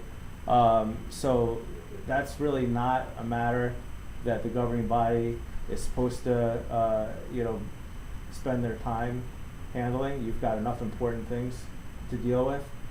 Personnel issues are the province of the administrator or the chief of police. But when it does get to a severe level of discipline, obviously you're going to be brought in, right? Where, you know, before you get in a litigation posture, or, you know, after threatened litigation, or if you're going to be spending money on a civil service case or a union matter, that's gonna be brought to your attention. But when it comes to minor disciplines, that's something that you probably you know, shouldn't hear about in a council meeting. Doesn't mean you can't talk to the DA about it offline, but, you know, that's something that really we shouldn't be making a regular practice of discussing. I'm not saying that anything tonight is improper, because there were unique circumstances surrounding this particular incident. So I would like to actually speak on this. Yeah, I mean, my suggestion is you typically give 5 minutes to. Yes. So if he wants to speak, I'd say, or, you know, anybody who wants to speak on his behalf should be given 5 minutes to do that, or, you know, anything about the matter. Mr. Murphy, do you want to? Can I state other employees' names, or am I prohibited from doing that? You're not a member of the governing body, so technically, you know, you can. You know, I would request as labor council that you try not to you know, potentially embarrass other employees if you could avoid it. But, you know, it's your constitutional right to, you know, talk about, you know, you're not a member of the governing body, so. Understood. Good, thank you. I certainly wish this didn't all go this way. This was not necessarily my choice. This was via the rights notice sent by Councilman McNamara. Make it clear, I don't even believe that this is ultimately because of Councilman McNamara. This is because of Lori Graham and office staff upstairs. And because powers that they used to have over my job duties and job duties that are now the responsibility of me and other personnel up there have been taken away, and I don't like they lost the power, okay? The employee and Councilman McNamara have affected my employment, they've affected my income, they've affected my health, and they have sought out to defame my name and my reputation, which is what has occurred, okay, multiple times. If my Oprah request that I submitted a while ago had been fulfilled, I would have had further information tonight to back that up and support that. I still have an outstanding Oprah request, all right? We've admitted that she's taken on her own investigation into these matters that were put out there, all right? To go backwards into Ms. Abramowitz's incident that we're claiming happened, if you'd like, I can send you the picture I took from inside the dwelling of Ms. Abramowitz's husband laying in his bed in the basement apartment where there's not supposed to be one, conversing with me, when I explained to him who I was and I handed him my business card. and then proceeded to take the pictures. The issues came up when I documented the illegal work they were doing in the basement, which was reported by George Wallen. Then the next day, Miss Abramowitz showed up with my business card in hand that she had gotten from her husband that I conversed with when I entered her house as I was let in by one of her multiple tenants that lives there in the front. Okay, so let's get this clear. I've been a fire inspector for going on 30 years. It's my profession to manage people's businesses and their homes. I do it on a daily basis. I know how it's done. I know how to document things that don't feel right. So if you want to see the picture of Mr. Abramowitz's husband in his bed in the basement conversing with me, I'll give it to you. We'll move on from that one. All right? As Ms. McNamara said, the issue is arising because people are coming in here and asking for copies of their summonses, and nobody has information to provide to them. Who should be providing information to them other than the issuing officer? Is this because Lori and Jesse upstairs aren't privy to the information and can't intervene and interject themselves into the violations that are being handled by the officers and the public? Because that's what it seems like.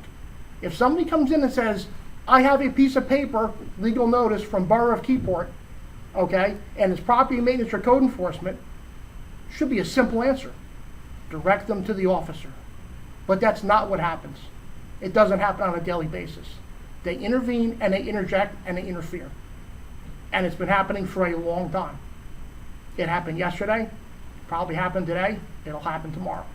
That's the problem. That the people are coming, and she said it, people are coming in and they don't have any information. Not that they're directed to me and I spoke to them or communicated with them or emailed them and I was nasty or mean or vulgar or whatever the next thing is going to be, that I didn't give them information. They're not provided with information. They're not provided with information because they're not directed to me or the officer that issued them the warning or the summons, okay? On the issuing, Ms. Brady, the ordinance that you referenced, 16-5.14, it's a recycling and garbage ordinance. That It mentions code enforcement. but it's not. It's a recycling and garbage ordinance, and it specifies for subject covered in that ordinance, 16 is for that. It doesn't spell out how a summons has to be issued or should be issued.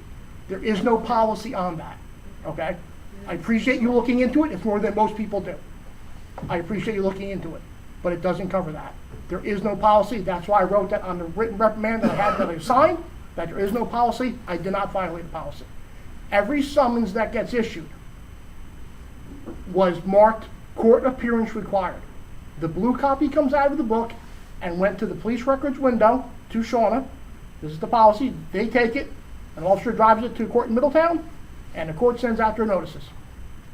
That person then gets in the mail a notice from the court with all the information on it, contact information included. If there's any problems, legal notice from the court. If you don't like the legal notice from the court, take it up with the judge in the court and maybe change it. But all the information is on there. What the problem was, people were coming over here, going upstairs, and being met by the employees upstairs, who were then creating a negative narrative, which was then pushed back to the people who received the violation of their summonses, and then fed to Ms. McNamara, right? Mr. Merla is a contractor in this town. I don't see him in Borough Hall. Ms. Vecchio's husband and father-in-law work in Borough Hall. I don't see her in Borough Hall. Mr. Gross is my liaison for my department. I don't see him in Borough Hall. Ms. McNamara, saw her in Borough Hall last week up in the office with Lori and Jesse. Can you wrap up with it? I see her in there all the time. Again, this is about defamation of character, affecting my employment, affecting my income, and it ultimately affected my health. To put out a negative narrative to either stop me from advancing my career and position here to the zoning office, or to allow the deficiency and ineffectiveness and inequalities that were occurring in the zoning office. In a year time that myself and Trevor, at the direction of the administrator, have revamped the zoning office and redone everything, the only thing that's come out time after time is a negative narrative. Not one time has Ms. McNamara said at any point, any problems? What have you found? Any recommendations? How do we make this better going forward? You all know how many people come in here on a monthly basis and complain about things like junkyards in the middle of neighborhoods. Want to know how it happens? And I'm not talking about Cass Street. It's all on full display for anybody to see. And it's the same names over and over again. But we don't ask those questions. We just want to spin a negative narrative to discredit me and to discredit my words. And the question you should be asking yourselves as representatives of the taxpayers and the citizens of this town, why is there such a spin to discredit me and my words? That's the question. Okay. Thank you. Thanks. Anybody else want to speak on this issue regarding what you just heard? No? Okay. If I may just add something, I come in maybe every 2 to 3 months to pay my property tax or my water bill. When I'm here, I say hi to people. So it's not like I'm working here on a regular basis. Okay. Thank you. I think, does anyone have any additional questions for me or for Andy or for Kim? Okay, so I think we could go back and move on with the meeting. Thank you, Paul.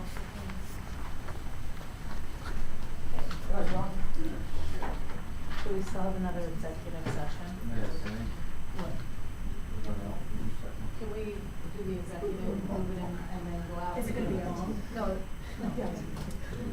I do have to read, yes. Yeah, but And we're Kathleen gonna does too, it's not just me. He's gotta read his part. Yeah, that's fine. A motion. Go into Okay. exec. Whereas the Open Public Meetings Act permits an executive session not open to the public may be held for certain specified purposes when authorized by resolution. And whereas it's necessary for the borough to discuss in a session not open to the public personnel matters pursuant to NJSA 10-412 now therefore be it resolved by the mayor and council of the borough of Keyport County, Monmouth State, New Jersey as follows. When the mayor and council assemble in public session on May 20, 2025, and determine that an executive session closed to the public shall be held on May 20, 2025 at approximately 10 p.m. all located at 7 Country Keyport, New Jersey for discussion of matters related to the specified items designated above. The resolution will take effect immediately. Thank you. Do we have a motion to go into executive? Second. All in favor? Aye. Night.